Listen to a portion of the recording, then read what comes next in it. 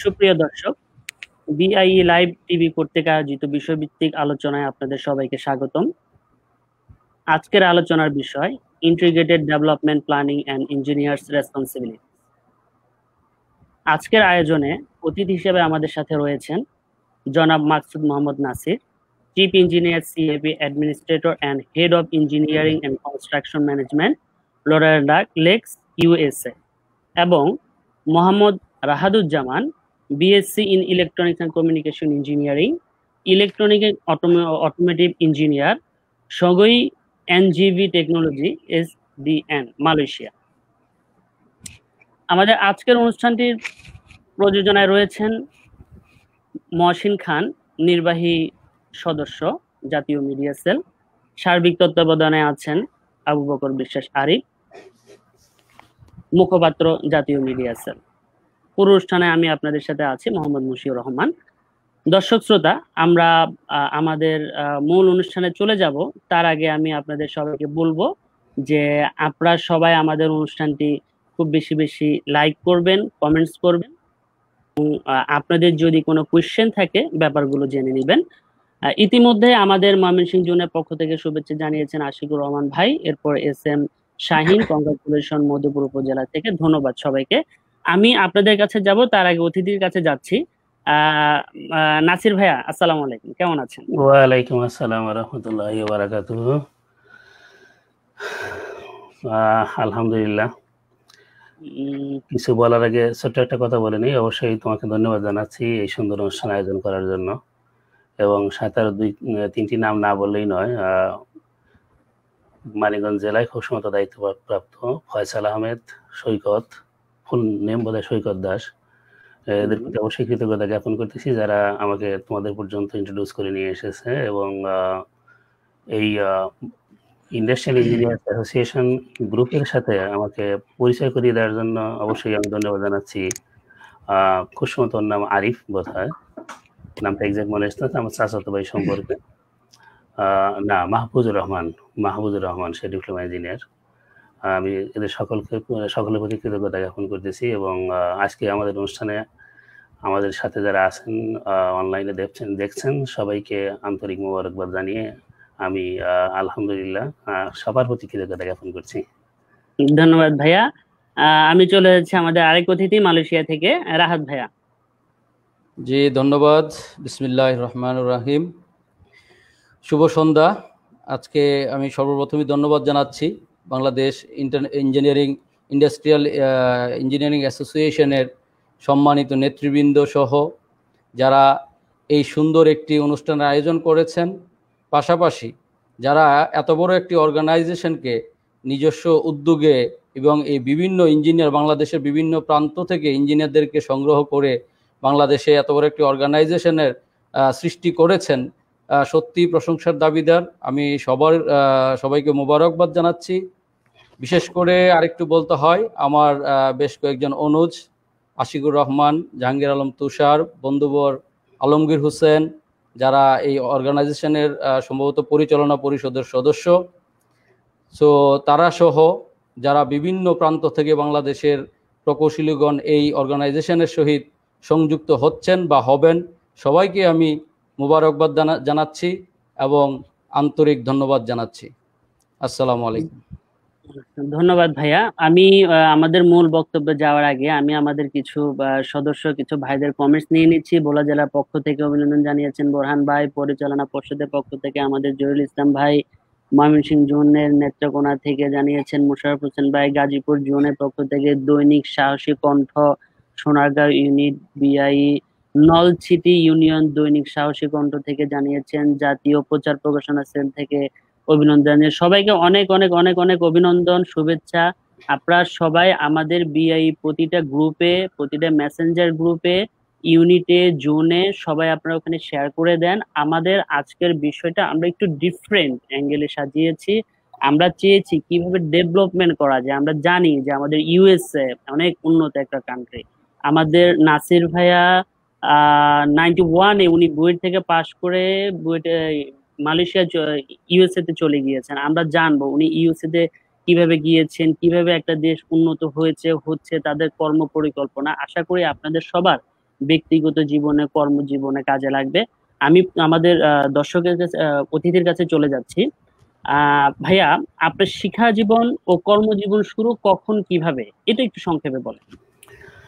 আচ্ছা, সংক্ষেপে বলছি, একটু কারেকশন করে নিই। আমি ইন্টারমিডিয়েট পাস করেছি 91-এ, বুয়েট থেকে পাস করেছি 98-এ। আমাদের সময় সেশন জট ছিল, তো এই কারণে সময় একটু বেশি লেগেছে। আর এসএসসি হচ্ছে শুরুতে, শিক্ষা জীবন বলতে গেলে তো শুরু করতে হবে মানিকগঞ্জের দৌলতপুর উপজেলার চরকাটারি ইউনিয়ন থেকে, যেখানে আমার জন্ম এবং যেখানে আমি কাটিয়েছি শৈশবের সেই সুন্দর মুহূর্তগুলো। প্রাথমিক স্কুল, তারপর হাই স্কুল, চরকাটারি সুবর্ণা হাই স্কুলে পড়াশোনা করেছি এবং সেখান থেকে ম্যাট্রিক পাস করে ঢাকাতে হারমান মিনার কলেজে পড়াশোনা করেছি, অস্ট্রিয়ান কলেজ। হারমান মিনার কলেজ থেকে পাশ করার পরে বুয়েটে ভর্তি হলাম 91-এ, এবং সেখান থেকে বের হয়ে 98-এ আমরা পাশ করেছি, আমাদের লম্বা সময় লাগছে। এরপর 99-এ চলে এসেছি আমেরিকাতে। তো এখানে একটু যোগ করে নেই যে আমি প্রাইমারি স্কুলে আমার গ্রামে পড়াশোনা করেছি, সেখান থেকে আমাদের ইউনিয়নের বাড়ির কাছেই একদম সরকারি সুবর্ণা হাই স্কুল। এই স্মৃতিগুলোর সাথে আসলে এত বেশি মিশে আছি যে এখন যখনই বাংলাদেশের কথা বলি, আসলে বাংলাদেশ তো সব গ্রাম নিয়েই তো বাংলাদেশ। কারণ ওভারঅল পিকচারে দেখতে গেলে যে আমি যে জায়গাতে জন্মগ্রহণ করেছি, বিদেশ থেকে যখন দেখি তখন দেখি ওভারঅল বাংলাদেশ, তখন আর একটা বিশেষ এলাকা দেখি না, কারণ তখন মনে হয় পুরো বাংলাদেশটাই আমার জন্মভূমি। এবং সেটাই স্বাভাবিক, কারণ মানুষ যখন দেশের বাইরে চলে আসে তখন দেশের প্রতি অটোমেটিক্যালি অন্যরকম একটা মমত্ববোধ তৈরি হয়, যেটা বিদেশে না থাকলে আসলে অনুভব করা যায় না ওইভাবে। আমার আমেরিকা জীবন প্রায় 21 বছর এখানে, আমি এসেছি প্রায় 21 বছর হয়ে গেল। 99 এখানে এসেছি, এটা 2020 সাল, 21 বছর হয়ে গেল। এর মধ্যে চাকরি জীবনই তো প্রায় 18-19 বছরের মতো আমেরিকাতে। আমার মাস্টার্স কমপ্লিট করতে 1.5 বছর সময় লেগেছে। বিস্তারিত বলতে গেলে তো আসলে অনেক কিছুই বলা যায়, কারণ যখন হাই স্কুলে পড়াশোনা করেছি, সেখান থেকে কলেজ এসেছি, গ্রাম থেকে ঢাকা এসেছি, বহু স্মৃতি আছে এখানে।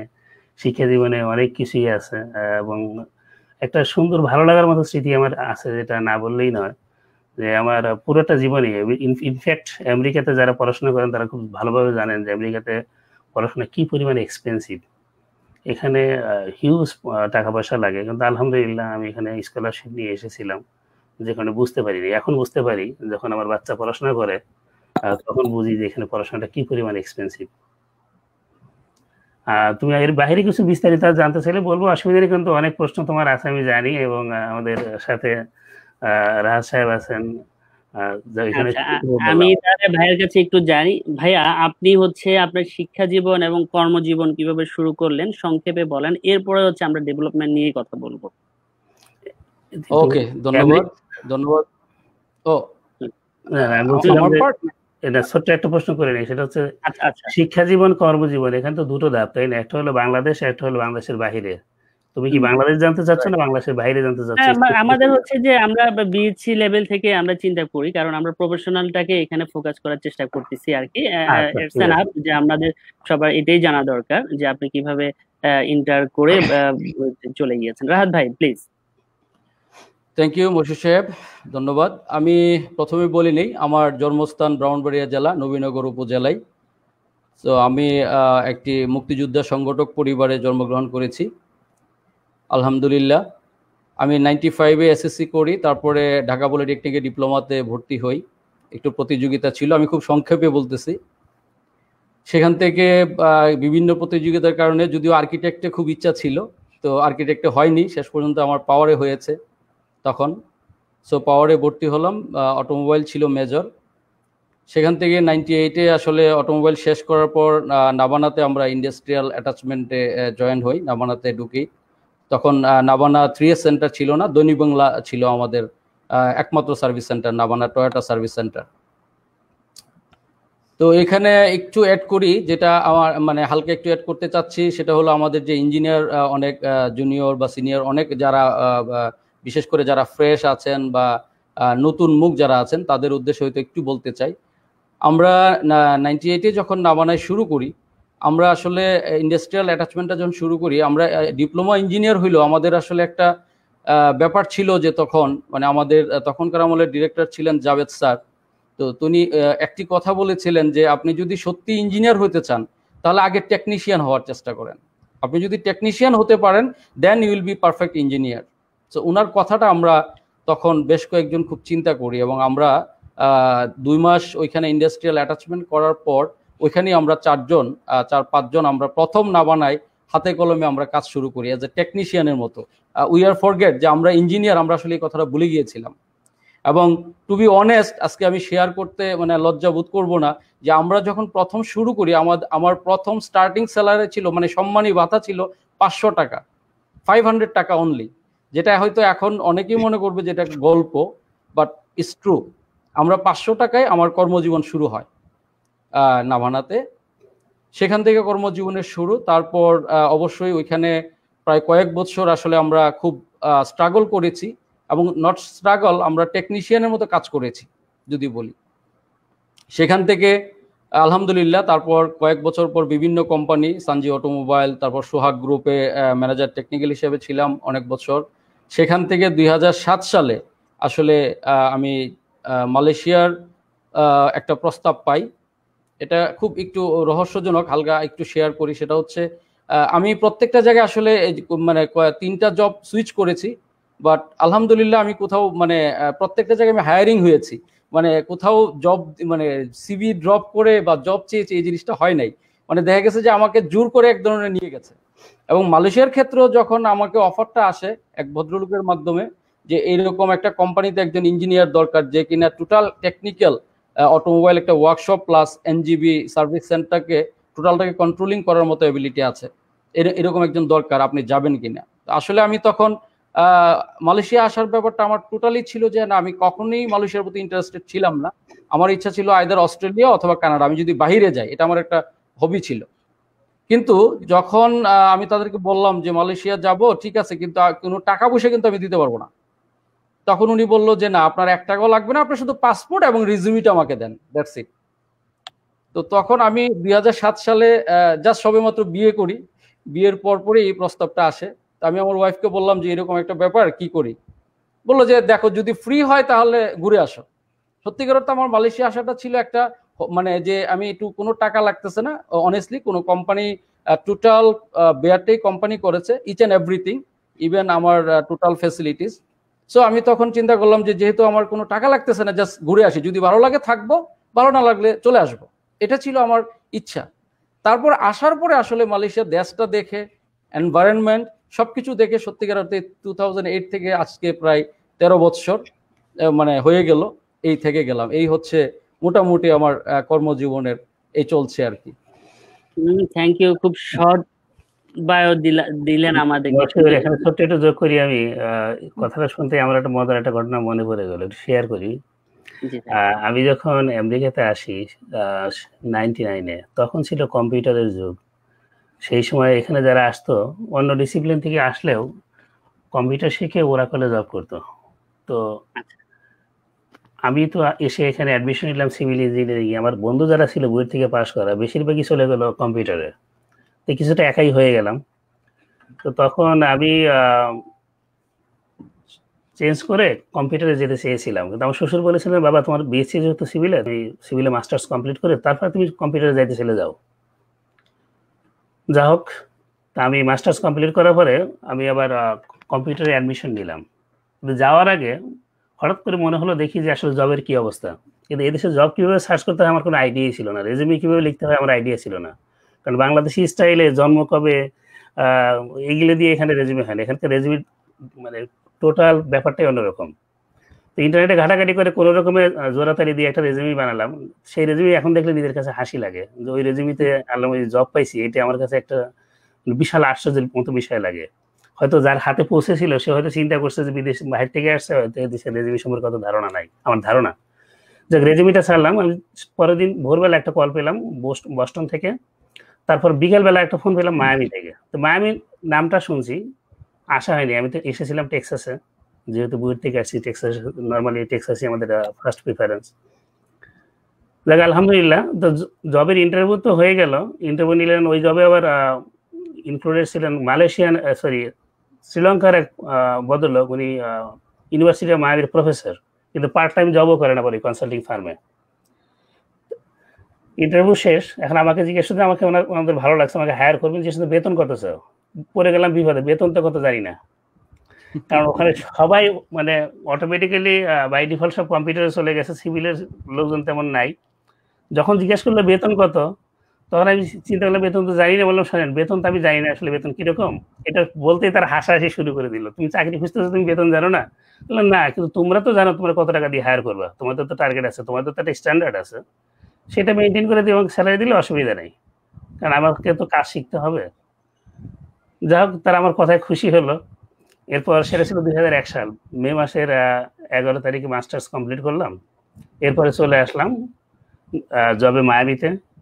তো সেখান থেকে মায়ামিতে বহুদিন ছিলাম, 2008 সাল পর্যন্ত মায়ামিতে ছিলাম। এরপর একটা জব সুইচ করে আরেকটা জবে যাই, সেটা একটা বড় একটা ন্যাশনাল কনসাল্টিং ফার্ম, আমেরিকা অনেক সময় number one top rank consulting farm ছিল, সেটা এখনো আছে। এভরি 45 মিনিটস ড্রাইভিং ডিস্টেন্সের মধ্যে ওই কনসাল্টিং ফার্মের অফিস ছিল পুরো আমেরিকাতে।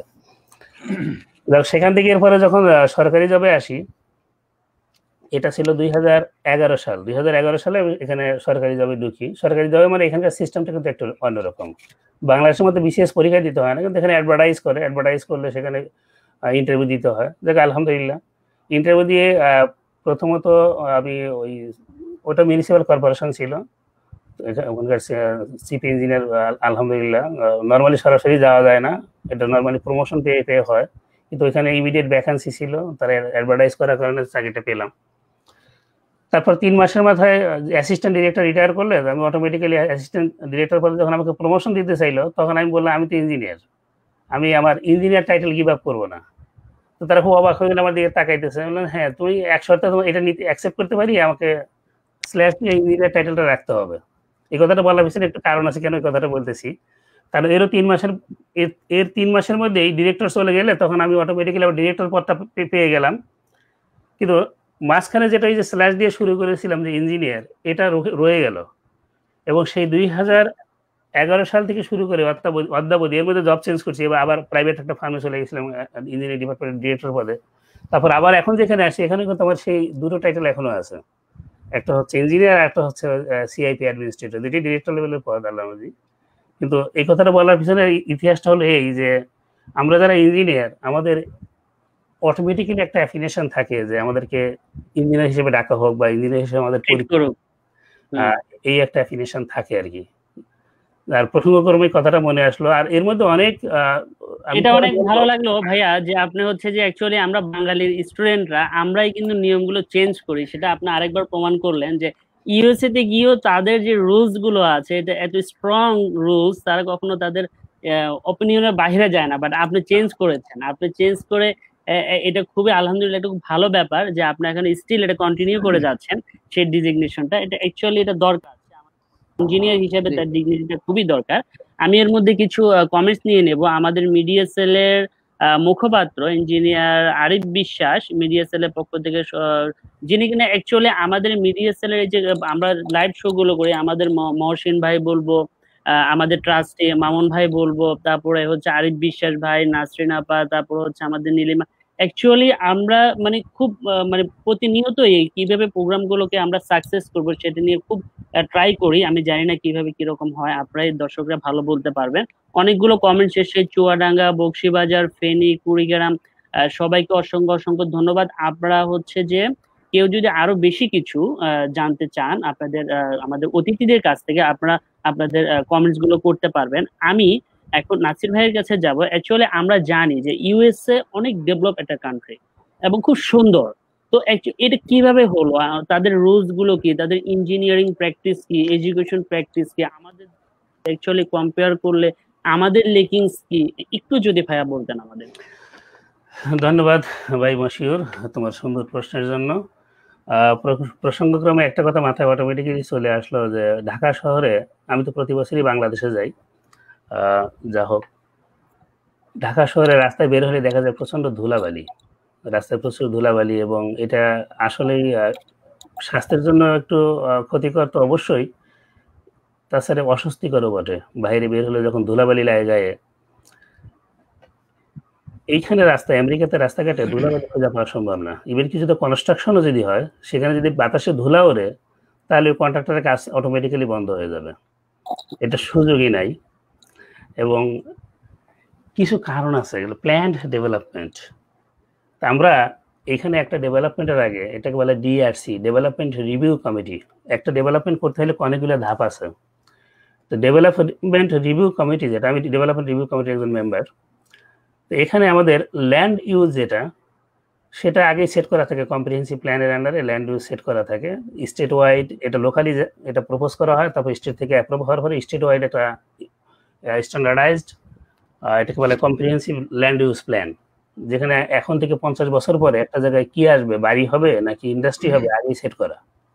এবং সেটা যেটা সেট করা আছে এটা চেঞ্জ করতে হলে অনেক রকম প্রসেস আছে, অত ডিটেলসে যাবো না, তাহলে অনেক লম্বা টাইম লেগে যাবে। তো যেটা বলতে চাচ্ছি যে প্ল্যান ডেভেলপমেন্ট, যেটা একটা জায়গায় উন্নয়ন করতে হলে সেখানে এই উন্নয়নের যে ক্যাটাগরি সেটা অলরেডি যেটা প্ল্যান তার সাথে সামঞ্জস্যপূর্ণ কিনা সেটা দেখা হয়। আবার সেখানে আশেপাশে রাস্তাঘাটে কতটা ইম্প্যাক্ট করবে, ট্রাফিক স্টাডি করতে হয় যে ট্রাফিক জ্যাম হবে কিনা, যদি হয় তাহলে সলিউশন কি, রাস্তার ক্যাপাসিটি কিভাবে বাড়ানো যাবে। আবার একটা জায়গা সিগন্যাল লাগবে কিনা, অর্থাৎ সিগন্যালাইজেশনের টাইম অ্যাডজাস্টমেন্ট করতে হবে কিনা, নতুন সিগন্যাল বসাতে হবে কিনা, রাস্তার ওয়াইডেনিং করতে হবে কিনা, ওয়াইডেনিং করতে হলে সেখানে রাইট অফ ওয়ে আছে কিনা, রাইট অফ ওয়ে অ্যাকুইজিশন করতে গেলে পাশে যে প্রপার্টি আছে সেটা কিভাবে ইম্প্যাক্টেড হবে, সেটা ক্ষতিপূরণ করা সম্ভব কিনা, তার এনভায়রনমেন্টাল ইম্প্যাক্ট কি। সত্য বলতে কি, first priority is environmental impact. আমরা বলি সাস্টেইনেবল ডেভেলপমেন্ট। একটা ডেভেলপমেন্ট করলাম, সেটা যদি সাস্টেইনেবল না হয়, বাংলায় বলে বোধহয় টেকসই উন্নয়ন, সেটা না হলে সেটা এখানে অ্যালাউ করা হয় না। এবং এর জন্য এক প্যানেল থাকে, যেমন আমরা ডিআরসি, আমরা টেকনিক্যাল রিভিউ কমিটি যারা, আমরা এটা পর্যালোচনা করে তাদেরকে কন্ডিশন দেই যে এইটা করা যাবে, এটা করা যাবে না। তারপর তারা তাদের প্ল্যান, পরিকল্পনা যেটা তারা চিন্তা চেতনার মধ্যে তাদের আসে, যেটা সেটা তারা কিছুটা ইলাস্ট্রেটিভ ওয়েতে শো করার চেষ্টা করে। অনেক সময় রেন্ডারিং দেয়, অনেক সময় প্রিলিমিনারি প্ল্যান দেয় উইথ রেন্ডারিং, কারণ যারা নন টেকনিক্যাল পার্সন তারা তার প্ল্যান বুঝবে না, তাদের বোঝানোর জন্য রেন্ডারিংটা দেওয়া হয়। এবং সেটা যা হলো, এখানে পরিকল্পনা এখানে আরেকটা টিম আছে যারা আমাদের ইলেক্টেড অফিসিয়ালদের দ্বারা সিলেক্টেড, এবং সেখানে গিয়ে আমাদের প্রেজেন্টেশন করতে হয়, তাদেরকে বোঝাইতে হয় যে এই ডেভেলপমেন্ট এখানে। এবং কি ইভেন আরেকটা কথা খুব ইম্পর্টেন্ট, আমি আমার বাসার কালার করব, বাহিরে যা খুশি কালার করতে পারবো না, এটা এখানে কালার কোড আছে। এবং এই কালারের বাইরে করতে পারবো না এই কারণে, আমি যদি এমন কোনো কালার করি বিল্ডিং এর বাইরে যেটা অন্যের চোখের জন্য ইরিটেটিং হবে, সে সেটা কমপ্লেন করতে পারে, এবং কমপ্লেন করলে বিপদ হয়ে যাবে। সুতরাং এখানে আগেই সেট করা আছে যে তুমি বিল্ডিং এর বাইরে এই কালার করতে পারবা, এই কালার করতে পারবা না, এবং অনুমতি নিতে হবে। অনুমতি ছাড়া কালারও করতে পারবে না বাসার বাইরে। আমার বাইরে ঘরের একটা দরজা চেঞ্জ করবো, অনুমতি নিতে হবে। ইভেন কি ঘরের ভিতরে একটা রুম বানাবো, অনুমতি নিতে হবে। তো এইখানে আমি একরকম প্ল্যান করলাম, অন্যরকম কনস্ট্রাকশন করলাম, এরকম কোনো সুযোগই নাই। কারণ যখন কনস্ট্রাকশন হবে তখন যখন আমাদেরকে ইনফর্ম করে, আমাদের ইন্সপেকশন আলাদা বিভাগ আছে, বলি আমরা এটা during construction inspection and engineering, যেটা সেটা কন্ট্রোল করা হয়, যে প্ল্যান যেটা দেখা হয়, যে প্ল্যানটা অ্যাপ্রুভ করা হয়েছিল তার অনুপাতে কাজ হচ্ছে কিনা, এবং ডিউরিং কনস্ট্রাকশন কোনো যদি জটিলতা তৈরি হয় সেটা কিভাবে রিজলভ করা যায়, এর জন্য নিয়মিত মিটিং হয়। আমরা বাই উইকলি নর্মালি মিটিং করি, কন্ট্রাক্টর এবং যারা ডিজাইন করে, যদি আমরা কনসাল্টিং ফার্ম হায়ার করি তারা তো ডিজাইন করে, তখন আমরা সম্মিলিতভাবে এই ইস্যুগুলি নিয়ে কথা বলি যে কীভাবে রিজলভ করা যায়। তারপর আরেকটা ব্যাপার আছে, এটা খুব ইম্পর্টেন্ট, যেটা বাংলাদেশে করা হয় না। একটা কনস্ট্রাকশন করার আগে যে কনস্ট্রাকশনটা করা হবে বা যে ডেভেলপমেন্টটা করা হবে, তার জন্য বড় করে অ্যাডভার্টাইজ করা হয় নিউজ পেপারে, যাতে করে আশেপাশে যত লোক আছে তারা আসতে পারে, তারা এসে তাদের ইনপুট দিতে পারে যে আমরা এই ডেভেলপমেন্ট চাই, এটা চাই না। সে ফর এক্সাম্পল, একটা জায়গায় নতুন একটা গ্যাস স্টেশন, পার্সোনাল অপিনিয়ন চাই জনগণের, হ্যাঁ, তারা বললো যে না আমরা এই গ্যাস স্টেশন চাই না, তাহলে এটা করা যাবে না। আমরা একটা জায়গায় বড় একটা মার্কেট প্লেস করতে চাইলাম, তারা বললো না মার্কেট প্লেস আমাদের প্রাইভেসি হ্যাম্পার হবে, এটা করা যাবে না, তাহলে সেটা করা যাবে না। অর্থাৎ এটাকে আমরা বলি পাবলিক আউটরিচ, জনগণের মতামত নেওয়া, তাদেরকে ইভালুয়েট করে তাদের মতামতের মূল্য দেওয়া। এবং এইখানে যখন সবার পার্টিসিপেশন থাকে তখন হয় কি, একটা ডেভেলপমেন্ট হলে সবাই খুশি হয়। কারণ কি, কারণ আমরা সবার মতামতের মূল্যায়ন করে এমন একটা পরিকল্পনা করি যেটা সবার কাছে অ্যাকসেপ্টেবল, যাতে পরে কেউ বিরূপ প্রতিক্রিয়া না দেখায়। যে কারণে এই যে ডেভেলপমেন্টটা, এই ডেভেলপমেন্ট আমরা বলি যে সুপরিকল্পিত। এবং একটা ডেভেলপমেন্ট আসার আগে আমরা অনেক ক্ষেত্রে দেখা যায় যে মিনিমাম 2 থেকে 3 বছর লেগে যায় সেটা প্ল্যান যে তারা প্রিপারেশনে যাবে তার আগে 2-3 বছর এখানেই খরচ করতে হয়, কারণ এখানে অনেকগুলো প্রসেস আছে। এবং সেগুলো এতগুলো বলা যাবে না, আমি জাস্ট সংক্ষেপে বলছি যে বিভিন্ন কমিটি আছে, এবং তারপর আবার এগ্রিমেন্ট সাইন করতে হয় তারা, যে আমরা যে কথাগুলো বললাম এরা যে মানবে তার প্রমাণ কি, এবং এগুলো এগ্রিমেন্ট তাদেরকে সাইন করতে হয়। আবার আরেকটা বিষয় ইম্পর্টেন্ট যেটা বাংলাদেশে করা হয় না, আমি একটা বিল্ডিং করলাম, বাসার সামনে রাস্তা যেমন খুশি তেমন, এখানে তা চলবে না। আমার বাসার সামনে যদি একটা রাস্তা থাকে এবং আমাকে তো একটা বিল্ডিং করতে হলে ইউটিলিটি কানেকশন নিতে হবে, সেক্ষেত্রে আমাকে পুরো রোডটা যেমন আমি আমাদের শহরে আমি নর্মালি যে শর্তটা দিই যে তুমি যখনই রাস্তা খোরাখুরি করবে ফুল উইথ অফ দ্য রোড তোমাকে রিসার্ফেসিং করা লাগবে, যাতে করে রাস্তাটা নতুন দেখা যায়, প্যাচ যেন না দেখা যায়। একটা অংশ তুমি স্ট্রিপ করে কাটলা তারপর শুধু সেই অংশটা রেস্টোরেশন করলে, এটা অ্যালাউ করি না। তুমি ওইটা করতে হলে, কোনো কাজ করতে হলে তোমাকে পুরো রাস্তাটাই তোমাকে রিসার্ফেসিং করতে হবে, যাতে পুরো রাস্তাটাকে নতুন দেখা যায় এবং কারো অভিযোগ না থাকে। এবং নট অনলি দ্যাট, ওইখানে কোনো কাজ করতে হলে 48 আওয়ার্স আগে আশেপাশে যারা ইম্প্যাক্টেড হবে তাদেরকে নোটিশ দিতে হবে যে আমরা কিন্তু এখানে কোনো একটা কনস্ট্রাকশনে কাজ করতেছি। আরো একটা শর্ত আছে যে আমি একটা রাস্তায় কাজ করলে সেই রাস্তা আমি পুরোপুরি বন্ধ করলেও ওই রাস্তার মধ্যে যদি একটা বাড়ি থাকে তারা যেন সে বাসায় যেতে পারে, সে অ্যাক্সেস এনশিওর করা লাগবে, সেটা না করলে পারমিটই পাবে না। অর্থাৎ সোজা কথা বলতে গেলে যে আমি একটা ডেভেলপমেন্ট করার কারণে সামাজিক কোনো প্রতিক্রিয়া আসবে না, আর এনভায়রনমেন্টালি নেগেটিভ যদি ইম্প্যাক্ট দেখা যায় তাহলে সেই ডেভেলপমেন্ট কোনোভাবেই অ্যালাউ করা হবে না, কারণ এনভায়রনমেন্টাল ক্লিয়ারেন্স লাগবে যে সেখানে কোনো কন্টামিনেশন আছে কিনা। আমি দেখা গেল যে একটা সাইট আমি ডেভেলপমেন্ট করতেছি, সেখানে কিছু ড্রেনেজ বসাবো, ড্রেনেজ বসানো মানে হচ্ছে সারফেস ওয়াটারটাকে আন্ডারগ্রাউন্ড ওয়াটার টেবিলে পাঠানো, এবং নিচে যদি থাকে কন্টামিনেশন তাহলে এই ওয়াটারটা গিয়ে সেটাকে আরো বেশি ডিজলভ করে এবং এটাকে আরো বেশি মাইগ্রেশন করতে পারে। এটা যেন মাইগ্রেট না করে সেটার জন্য আমাদেরকে কি করতে হবে, যদি টেকনিক্যালি প্রমাণ করতে না পারি তাহলে ডেভেলপমেন্ট ওখানে স্থগিত। তখন কি করতে হবে, আমাকে যে ভিতরে মাটির নিচে যে কন্টামিনেশন আছে করতে হবে, এরপরে ডেভেলপমেন্ট কথা। অর্থাৎ আমার একটা প্রজেক্ট যেমন হিউজ একটা প্রজেক্টই বন্ধ হয়ে গেল যে সেখানে আমরা দেখলাম এনভায়রনমেন্টাল স্টাডি রিপোর্ট আসলো যে সেখানে কন্টামিনেশন আছে। এখন যেহেতু কন্টামিনেশন আছে, এখন কন্টামিনেশন মানে শুধু এনভায়রনমেন্টাল না, এখানে যারা এটা রিমুভ করতে যাবে তারাও ইম্প্যাক্টেড হতে পারে, তারা ক্ষতিগ্রস্ত হলে তখন তো সমস্যা। যদি এর জন্য বিভিন্ন রকম ইন্স্যুরেন্স আছে, লায়াবিলিটি ইন্স্যুরেন্স এবং জেনারেল ইন্স্যুরেন্স অনেক কিছুই আছে, কাভার করলে তারপর ক্ষতি হয়ে গেলে তো সেটার পোষানো যায় না। ফলে এই দিকগুলো দেখা হয়। আর আরেকটা যদি বৃহত্তর স্কেলে আসি, আমি তো বললাম এটা লোকালাইজড ইনিশিয়েটিভের কথা বললাম, কিন্তু এইটা যেমন আমি আমাদের এখানে এমপিও বোর্ড, যেটা ফেডারেলি ম্যান্ডেটেড একটা অর্গানাইজেশন, এটা আমি ভাইস চেয়ারম্যান আলমজি, এখানে আমরা যেটা করি এরকম এটাকে এইভাবে দেখাতে পারি যে ঢাকা জেলা, যে এমপিও যখন বলছি যে ঢাকা জেলায় একটা এমপিও, ঢাকা জেলার পাশে আর একটা কোন জেলা আছে, ফরিদপুর বোধহয় এখন জেলা বোধহয় সম্ভবত, নাকি মানিকগঞ্জের পাশে আর কি, মানিকগঞ্জ একটা জেলা ধরলাম, ফরিদপুর একটা জেলা ধরলাম। তা আমি মানিকগঞ্জে যা খুশি ডেভেলপমেন্ট করে ফেললাম, ফরিদপুরের দিকে তাকালাম না, এটাও হবে না। আমি এখানে কি করতেছি, আমার ফরিদপুর তাদেরকে আমার পার্টনারশিপে নিয়ে আসতে হবে যে এখান থেকে তাদের কোনো অ্যাক্সেসের সমস্যা আছে কিনা, আমার এই ডেভেলপমেন্টের কারণে তাদের ওখানে কি ইম্প্যাক্ট পড়বে এবং তাহলে তাদের ওখানে কি করা লাগবে। অর্থাৎ ওয়েল কোঅর্ডিনেটেড, একটা অঞ্চলের সাথে একটা অঞ্চলে এভাবে কোঅর্ডিনেট করে পুরা, আমি যে স্টেট অফ ফ্লোরিডার কথা বলি, টোটাল ফ্লোরিডাতে এইভাবে কোঅর্ডিনেশন করে সেটাকে আবার ফেডারেল লেভেলে নিয়ে যাওয়া হয়। কেন? কারণ হলো যে আমি এই অঞ্চলে এরকম ডেভেলপমেন্ট যেটা করতেছি, এটা আমরা অন্য স্টেটকে আবার প্রেজেন্টেশন করি, দেখো আমাদের এখানে এই সমস্যা ছিল, আমরা এই ধরনের ডেভেলপমেন্ট করছি, এখানে জব ক্রিয়েশন হচ্ছে, job creation is a number one priority. একটা ডেভেলপমেন্ট যদি শো করতে পারে যে তারা কিছু জব ক্রিয়েট করবে, সেটাকে প্রায়োরিটি দেওয়া হয়। এখানে job creation is one of the requirement, এখানে স্কোরিং এর ব্যাপার আছে, job creation is one of the maximum scoring criteria.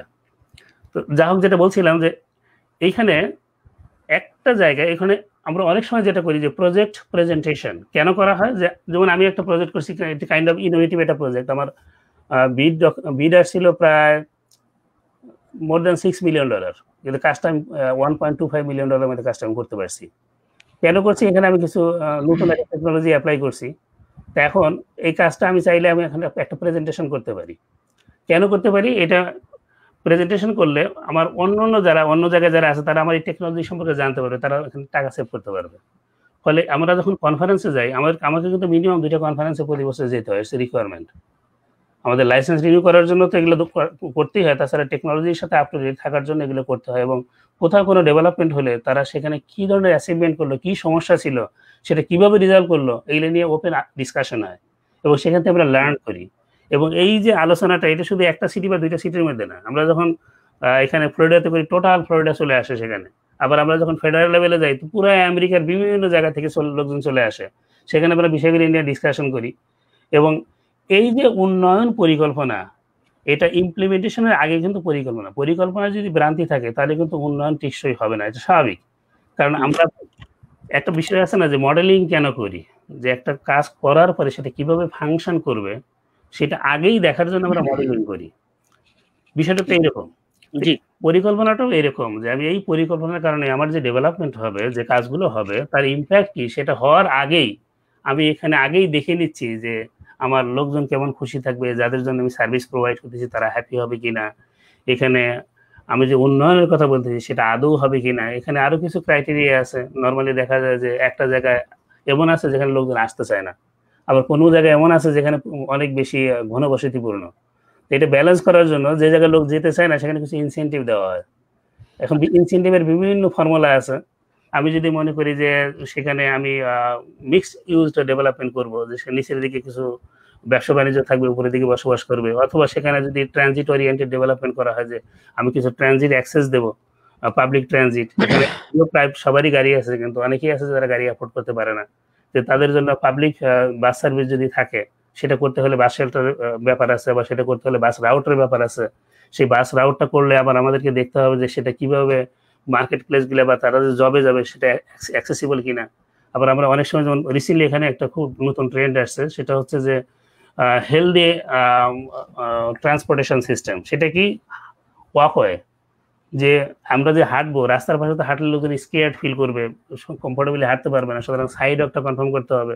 এখন সাইড ওয়াকটা যদি আমি করি তার জন্য আবার আলাদা একটা বাইক লেন থাকা দরকার, কারণ সাইড ওয়াকের উপর দিয়ে বাইক লেন না করে আলাদা বাইক লেন করলে যদি মেইন রোডের সাথে থাকে তাহলে সেটা তারা স্কেয়ার্ড ফিল করতে পারে।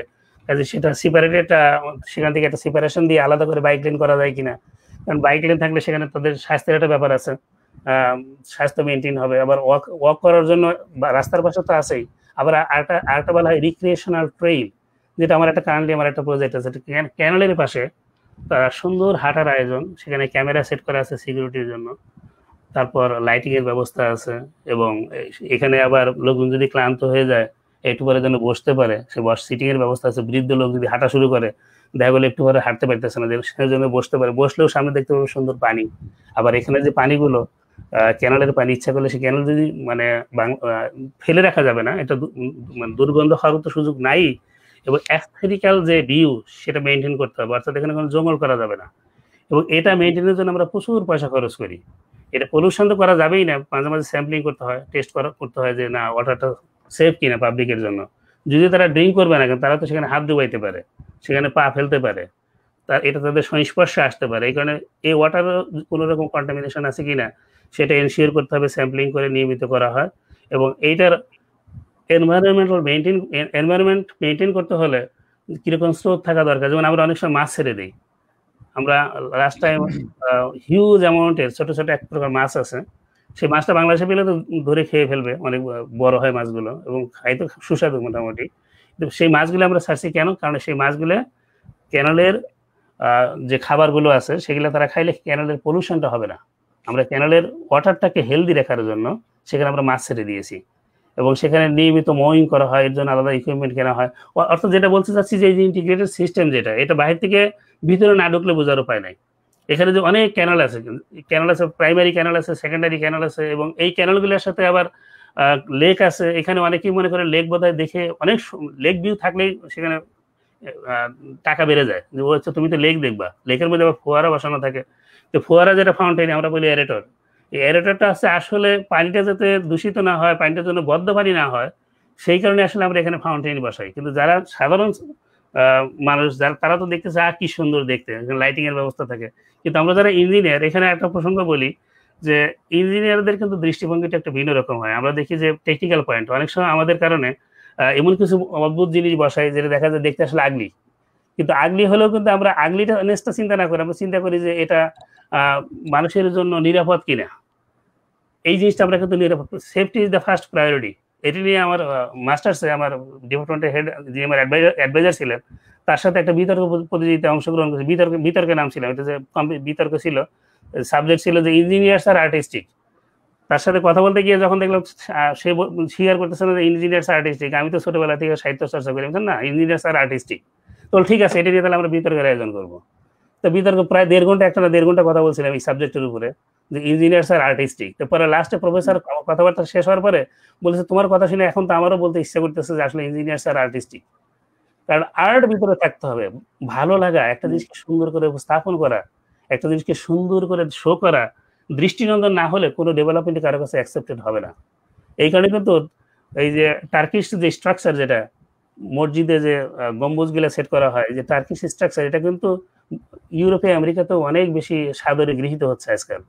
কারণ হলো দেখতে তো অনেক দৃষ্টিনন্দন, তাই না? যাক, এটা বলতে গেলে আসলে অনেক লম্বা কথা। আমি আমরা শুনবো, আমরা আরো শুনবো হচ্ছে যে আমরা একটু রাহাত ভাইয়ের কাছে গিয়ে আসবো। তবে আপনার কাছে ডেভেলপমেন্ট গুলো নিয়ে, যেগুলো নিয়ে আমরা কথা বললাম, যে এই যে আপনি যেটা বললেন যে উন্নয়নের আগে পরিকল্পনা করতে হবে, হ্যাঁ, তারপর হচ্ছে যে সাস্টেইনেবল ডেভেলপমেন্টের জন্য একটা লং টাইম প্ল্যান লাগবে, সে ফর তারা 50 ইয়ার্স বা 100 ইয়ার্স এর একটা প্ল্যান নিয়ে কাজ করে। হ্যাঁ, তো এই জিনিসগুলো করার জন্য আমাদের ইঞ্জিনিয়ারদের কি কি করতে হবে, এগুলো নিয়ে আপনার সাথে আসবো। তার আগে হচ্ছে আমি রাহাত ভাইয়ের কাছে যাব। আমি বলবো যে মালয়েশিয়াতে ভাই আপনারা হচ্ছে যে এই যে ডেভেলপমেন্টটা কিভাবে হলো বা কিভাবে হচ্ছে, হ্যাঁ, এজ এ ইঞ্জিনিয়ারের প্রেক্ষাপটে আপনি কি মনে করছেন? হ্যাঁ, ধন্যবাদ মশিউর সাহেব, ধন্যবাদ নাসির ভাইকেও। নাসির ভাইয়ের কাছ থেকে অনেক কিছু শুনলাম। তো আমি জাস্ট একটু অ্যাড করি, আমরা আজকে যে সাবজেক্ট আপনারা সুন্দর একটি নিয়ে আসছেন সেটা হলো ইন্টিগ্রেটেড ডেভেলপমেন্ট। তা আসলে ইন্টিগ্রেটেড ডেভেলপমেন্টটা কি, আমরা যদি চিন্তা করি যে এটা হচ্ছে একটা সুদূর প্রসারী দীর্ঘস্থায়ী চিন্তা ভাবনা থেকে আমাদের কি করতে হবে, যে মানুষের জনগণের কল্যাণে, মানুষের জন্য কোনো ক্ষতি না হয়, মানুষের জন্য উপকারে আসে, জনগণের চিন্তা করেই কিন্তু আমাদের এই প্ল্যানগুলোকে করতে হবে। এবং এই ডেভেলপমেন্টটা আসলে একটা কান্ট্রিতে কি দুইটা ভাবে হয়, আমার যেটা নাসির ভাই জানি না একমত হবেন কিনা। একটা হচ্ছে যে স্ট্রাকচার অ্যান্ড ইনফ্রাস্ট্রাকচার, দুটাকে এক জায়গায়, আরেকটা হলো ইকোনমিক্যালি। দুইটা ডেভেলপমেন্ট যদি একটা কম্বিনেশন হয়, then that country will be more developed. এটা আমার মানে থিঙ্কিং যেটা মনে হয়, যে দুইটা সাইড থেকে স্ট্রাকচার ডেভেলপমেন্ট এবং ইকোনমিক্যালি দুইটাই ডেভেলপমেন্ট থাকতে হবে। তো সেদিক থেকে আমি যদি বলি মালয়েশিয়ার যে অভিজ্ঞতা, আমি বলবো যে মালয়েশিয়া আসলে একটা অন্যরকম একটা দেশ। যদিও ফার্স্ট ওয়ার্ল্ড, ইউএসএ বা কানাডা সেটা একটু, বাট মালয়েশিয়াটা অলমোস্ট তাদের কাছাকাছি। বিশেষ করে স্ট্রাকচারাল ওয়েতে আমি যদি বলি, তাদের যে রুট কনস্ট্রাকশন, তাদের যে বিল্ডিং কনস্ট্রাকশন, এক্স্যাক্টলি তারা যখন একটা যে কথাটা নাসির ভাইও বললেন, যে একটা এরিয়া যখন তারা ডেভেলপ করতেছে, ওই এরিয়াটাতে আজ থেকে 50 ইয়ার্সের মধ্যে ওই এরিয়াতে কতগুলো জনগণ হইতে পারে, ইন ফিউচারে তাদের রেশিও অনুযায়ী কতগুলো জনগণ এখানে বাস করতে পারে, তাদের যে ফ্যাসিলিটি কি থাকতে হবে, মসজিদ, স্কুল, ইচ অ্যান্ড এভরিথিং, প্রত্যেকটা জিনিস থিঙ্কিং করে মিনিমাম 50 ইয়ার্স টু 100 ইয়ার্স তাদের পরিকল্পনা থাকে আগে। এবং যেমন আমাদের দেশে যেটা হয়, যে একটা রাস্তা করছে, আজকে একজন রাস্তা করে গেছে, কালকে সিটি কর্পোরেশন কাটলো, কালকে বিদ্যুৎ অফিস এসে কাটবে, কালকে এসে কাটবে হচ্ছে আরেকটা কি বলে ডিসেন্টিনা, মানে মোট কথা হচ্ছে খুরাখুরি আছেই। তো দেখেন তাদের যে ব্যাপারটা হচ্ছে, একটা রুট আমি 13 ইয়ার্স এর মধ্যে কোনোদিন দেখি নাই একটা রুট তারা দ্বিতীয়বার কাটতে, মানে কাটার প্রয়োজনই পড়ে নাই, কোনোদিন প্রয়োজন পড়ে নাই। কারণ তাদের যে সিস্টেমটা হচ্ছে, যখন তারা রুটটা করতেছে তখনই ওই প্রত্যেকটা প্রসপেক্টিভ যা আছে প্রত্যেকটা জিনিস তারা থিঙ্কিং করে ওটাকে ডেভেলপ করতেছে। দেখেন আরেকটা জিনিস হচ্ছে, মালয়েশিয়াতে যে বিষয়টা, মালয়েশিয়া কিন্তু এমনিতে মুসলিম কান্ট্রি, 60% মুসলিম, বাট এখানে কিন্তু একইভাবে চাইনিজ এবং ইন্ডিয়ান তারা স্টে করতেছে। বলা যায় 3 জাতির দেশ, এই দেশটাকে বলা হয় 3 জাতির দেশ, যারা আরো দুটো জাতি আছে, এবং তাদের নিজস্ব ভাষা, নিজস্ব সংস্কৃতি এবং নিজস্ব স্কুল সহ তারা এখানে ওইভাবে বসবাস করতেছে।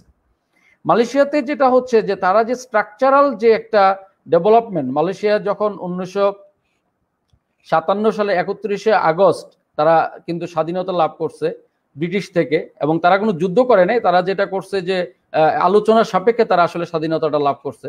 স্বাধীনতার পর কিন্তু মালয়েশিয়ার অবস্থান আসলে নিম্ন মধ্যবর্তী ছিল, তাদের অবস্থান কিন্তু এরকম ছিল না, আমাদের বাংলাদেশের চেয়ে আরো খারাপ ছিল সত্যিকার অর্থে। তারপরে কি করলো, তারা আসলে আস্তে আস্তে তারা পরিকল্পনা করতে থাকলো, এবং বিশেষ করে 1981 সালে যখন মাহাথির মোহাম্মদ ক্ষমতায় আসলো, যাকে বলা হয় মাহাথির মোহাম্মদকে বলা হয় আধুনিক মালয়েশিয়ার রূপকার, যিনি 20 ইয়ার্স, যেমন আমাদের বহির্বিশ্বের একটা প্রবাদ আছে যে গণতন্ত্রের নাম দিয়ে আমাদের বিভিন্ন বিশেষ করে আমাদের মতো যারা গরিব দেশ তাদেরকে যেটা করে যে এভরি 5 ইয়ার্সে গভর্নমেন্ট চেঞ্জ করে আসলে দেশে কিন্তু ডেভেলপমেন্ট হয় না। কিছু ব্যাপার কিন্তু গভর্নমেন্টের সাথেও রিলেটেড। যদি 5 বছর পর পর একটা দেশ গভর্নমেন্ট চেঞ্জ হয়, সেখানে কিন্তু দীর্ঘমেয়াদী পরিকল্পনা আসলে কেউ করতে পারে না। যেমন মাহাথির মোহাম্মদ যে কাজটা করছে, সেই যে 20 ইয়ার্স থাকার ফলে তার যে মানে সুফলটা জনগণ, মালয়েশিয়ার জনগণ কিন্তু 100% পেয়েছে। এবং এই 20 ইয়ার্সের মধ্যে তারা যে দীর্ঘমেয়াদী যে প্ল্যান, পরিকল্পনা, প্রত্যেকটা জিনিস বাস্তবায়ন করতে পেরেছে। কারণ আমি পরিকল্পনা করলাম, পরিকল্পনা করতে করতে আমার মেয়াদ শেষ হয়ে গেল, তাহলে কি আমি বাস্তবায়ন করতে পারবো না? অতএব বাস্তবায়ন করার জন্য যে সময়টা, সেটা কিন্তু সেই পরিকল্পনার সাথে বাস্তবায়নটা রিলেটেড। তো সেদিক থেকে আমি যেটা বলবো, আমাদের যারা ইঞ্জিনিয়ার আছেন, বিশেষ করে আমাদের বাংলাদেশের ওয়েতে যদি বলি, আমাদের বাংলাদেশে সিটি কর্পোরেশন বলি বা রুটস অ্যান্ড হাইওয়ে বলি, যারাই ইঞ্জিনিয়ার আছেন, চিফ ইঞ্জিনিয়ার আছেন, আসলে ইঞ্জিনিয়ারদের কিন্তু আসলে একটা মুখ্য ভূমিকা আমি বলবো এই সাস্টেইনেবল ডেভেলপমেন্টের ক্ষেত্রে। ইঞ্জিনিয়ারদের যে ভূমিকা, এটা অন্যান্য সবার চাইতে আলাদা। কারণ একজন ইঞ্জিনিয়ারই পারে তার কলম দ্বারা সঠিক জিনিসটা তুলে ধরতে। তবে এখানে একটা জিনিস আমি অ্যাড করব, যে সেটার জন্য আসলে যে জিনিসটা আমাদের সবচেয়ে বড় প্রয়োজন, সেটা হলো, নাসির ভাই তো একমত হবেন কিনা, আমাদের নৈতিকতাটা হচ্ছে সবচেয়ে বড় প্রয়োজন। কারণ একজন ইঞ্জিনিয়ার তার কলমটাকে সঠিক তখনই রাখতে পারবে যখন আমার নৈতিকতাটা ঠিক থাকবে। আর যদি আমার নৈতিকতা ঠিক না থাকে, আসলে আমরা যতই মুখে বলি, বাস্তবায়ন বলি, পরিকল্পনা বলি, সবকিছুই কিন্তু আসলে মাঝখানে ভেঙে যায়। এটা হচ্ছে ট্রু ফ্যাক্ট, আমি যেটা মনে করি। সো যদি আমরা আমাদের নৈতিকতার থেকে আমরা প্রমিস হই, যে আমরা আমাদের নিজেদের সাথে যদি প্রমিস করতে পারি যে না, we want development. So development করতে হলে একজন ইঞ্জিনিয়ার যদি মানে সঠিক জায়গায় থাকে, যে না, আমরা যে জিনিসটা আছে, একজন ইঞ্জিনিয়ার জানে আমার এখানে কি ফল্ট হচ্ছে। একটা বিল্ডিং করতে গেলে, একটা এরিয়া ডেভেলপমেন্ট করতে গেলে, সেই এরিয়াটাতে কি করতে হবে। যেমন মালয়েশিয়াতে যে জিনিসটা হয়, আপনি যেমন নাসির ভাই যে কথাটাও অলরেডি বলছেন, আমি একটু অ্যাড করি, যে একটা এরিয়াতে আপনি 3 তলা ভবন আছে, ওই এরিয়াতে 3 তলার বেরিয়ে আপনি চাইলে 4 তলা করতে পারবেন না, আপনি চাইলে 2 তলাও করতে পারবেন, আপনি 3 তলাই করতে হবে। আরেকটা আপনি কন্ডোমিনিয়াম করবেন, কন্ডোমিনিয়ামের জন্য আলাদা স্ট্রাকচার আছে, আপনি আলাদা কন্ডোমিনিয়ামের এরিয়াতে যেতে হবে। সো এরিয়া ভিত্তিক আপনার এরিয়াটাকে মেনটেন করতে হবে। আপনি একটা বিল্ডিং এর পিছনে আপনি নতুন ভাবে একটা কিছু তৈরি করবেন, একটা রুম তৈরি করবেন, you have to apply for approval. Without approval you can't do anything. This is true. এই যে ফ্যাক্টরগুলা আমাদের দেশে আসলে কি জিনিস, আমাদের দেশে আমাদের যে সরকার আছেন বা এমপি মন্ত্রীরা আছেন, তারাও আসলে কিন্তু বহির্বিশ্বে যাচ্ছেন, বিভিন্ন দেশ তারা ভিজিট করছেন। আমার একটা অনুরোধ থাকবে আজকের অনুষ্ঠানের মাধ্যমে, যদি আমাদের এরকম মানে যারা সরকারি বা যারা মানে রিকগনাইজ পদে আছেন, তারা যদি শুনেন কেউ, যে অ্যাটলিস্ট তারা যে এই ভিজিটগুলো করেন, তারা এই ভিজিটের সুফলটা যেন বাংলাদেশে নিয়ে যান, যে এখানে আসলে কি টেকনোলজিক্যাল ইউজ হচ্ছে, এখানে টেকনিক্যালি তারা কি করতেছে। যেমন মালয়েশিয়ার ইকোনমিক্যালি ডেভেলপমেন্টটা যদি আমি বলি, দেখেন তাদের যে চিন্তাধারাটা ছিল, যে আমার স্ট্রাকচার আমি দেব। মালয়েশিয়ার এখন যে জিনিসটা হচ্ছে, আপনার investment from the outside, technology from the outside, man power from the outside, only they have the structure and infrastructure total just place. দেখেন, তারা টোটাল ইনভেস্টমেন্টটা বাহির থেকে আসতেছে। কারণ যখন মাল্টিনেশনাল কোম্পানিগুলো তারা যখন দেখে যে না, এই দেশটাতে কোনো ঝামেলা নাই, সাস্টেইন আছে, এখানে রোড ঘাট সব দিকের ইলেকট্রিসিটি অল ফেসিলিটিস এখানে আছে, তখন কি করে মাল্টিনেশনাল কোম্পানিগুলো এখানে আসতে চায়।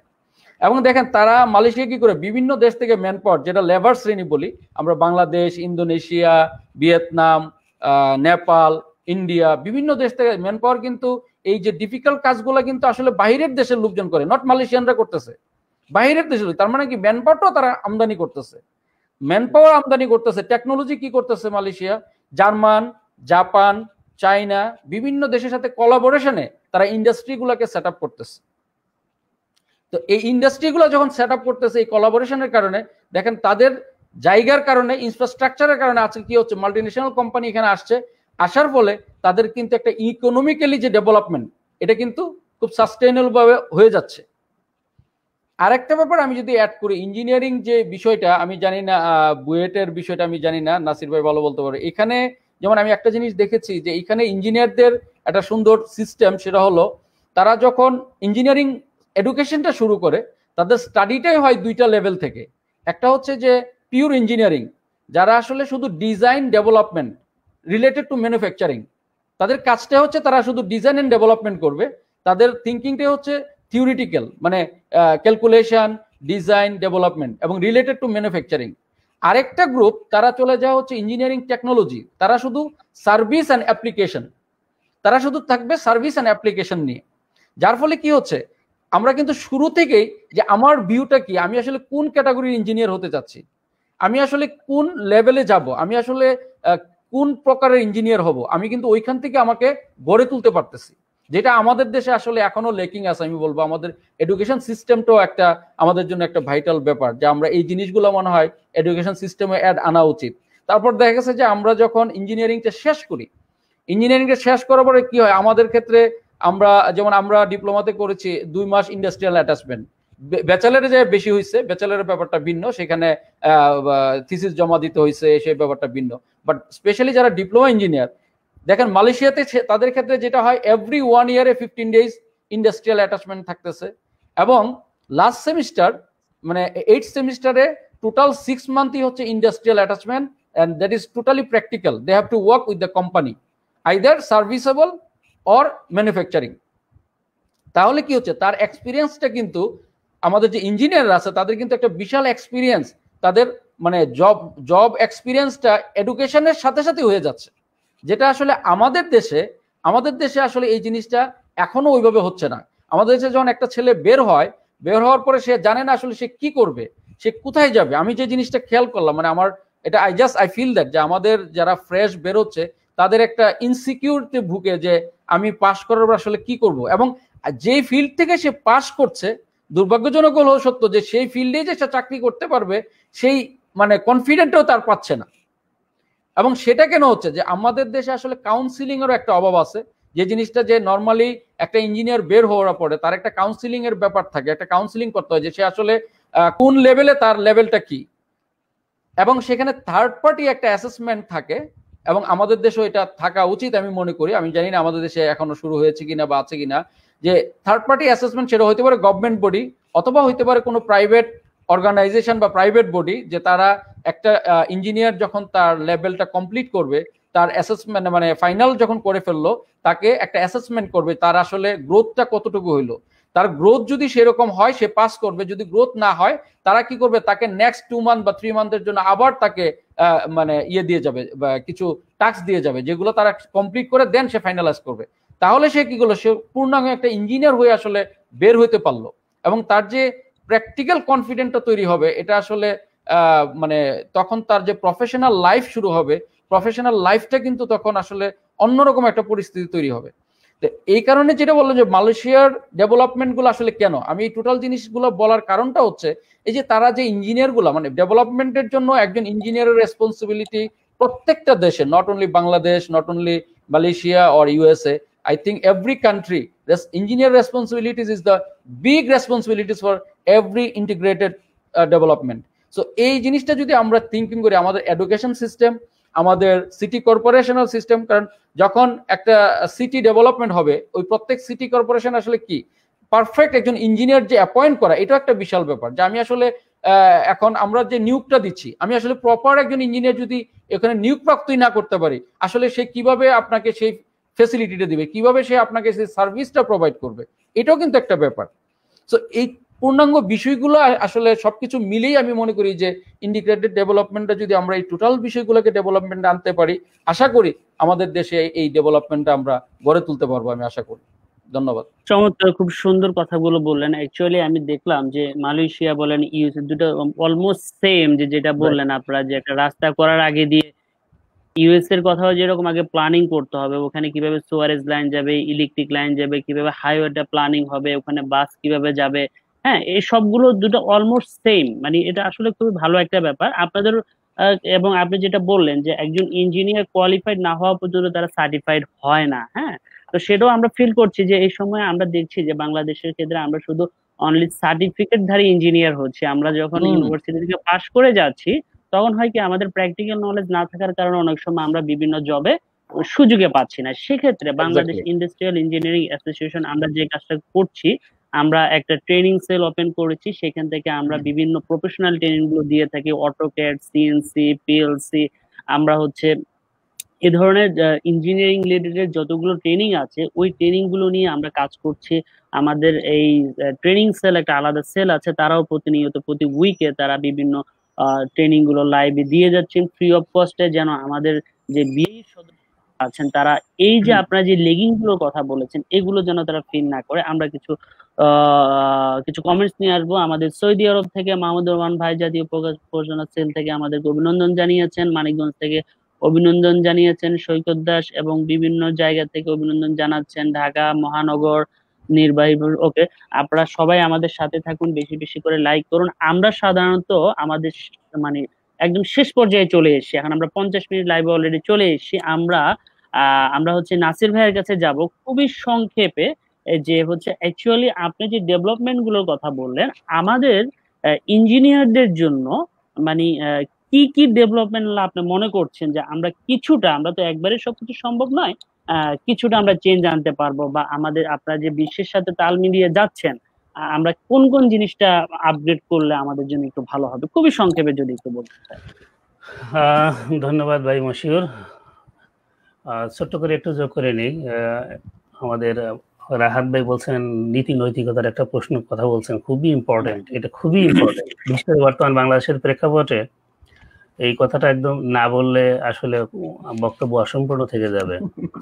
মোরালিটি না থাকলে এখানে প্র্যাকটিস করতে দেওয়া হয় না, এবং এটা বাংলাদেশেও প্রযোজ্য হওয়া উচিত। যদি স্ট্রং ডেটাবেস নাই একজনের ব্যাকগ্রাউন্ড চেক করার জন্য, আমাদের এখানে জবে ঢুকতে হলে ব্যাকগ্রাউন্ড চেক করা হয়, এবং সরকারি জবে ঢোকার ক্ষেত্রে ন্যাশনাল ব্যাকগ্রাউন্ড যেটা সেটা চেক করা হয়। তো সে কোথাও কোনো রকমের যদি খারাপ কাজ করে এসে থাকে সেটা রেকর্ডে থাকবে এবং সেগুলো দেখা হবে, এবং এইখানে খারাপ কিছু থাকলে তাকে হায়ার করা হবে না। এরকম আমি নিজেই ইন্ডিয়ান একটা ছেলে খুব চাইছিল, কিন্তু তাকে আমি হায়ার করতে পারিনি, তার ব্যাকগ্রাউন্ডের সমস্যা পেয়েছি আমি। এখন ব্যাকগ্রাউন্ডের সমস্যা থাকে কিন্তু মোরালিটিতে সমস্যা থাকলে, তাই না, বিভিন্ন কারণে পারিবারিক দ্বন্দ্ব থাকতে পারে, আবার সে মানুষ হিসেবে খারাপ হতে পারে, কারোর সাথে ঝগড়া বিবাদ করতে পারে।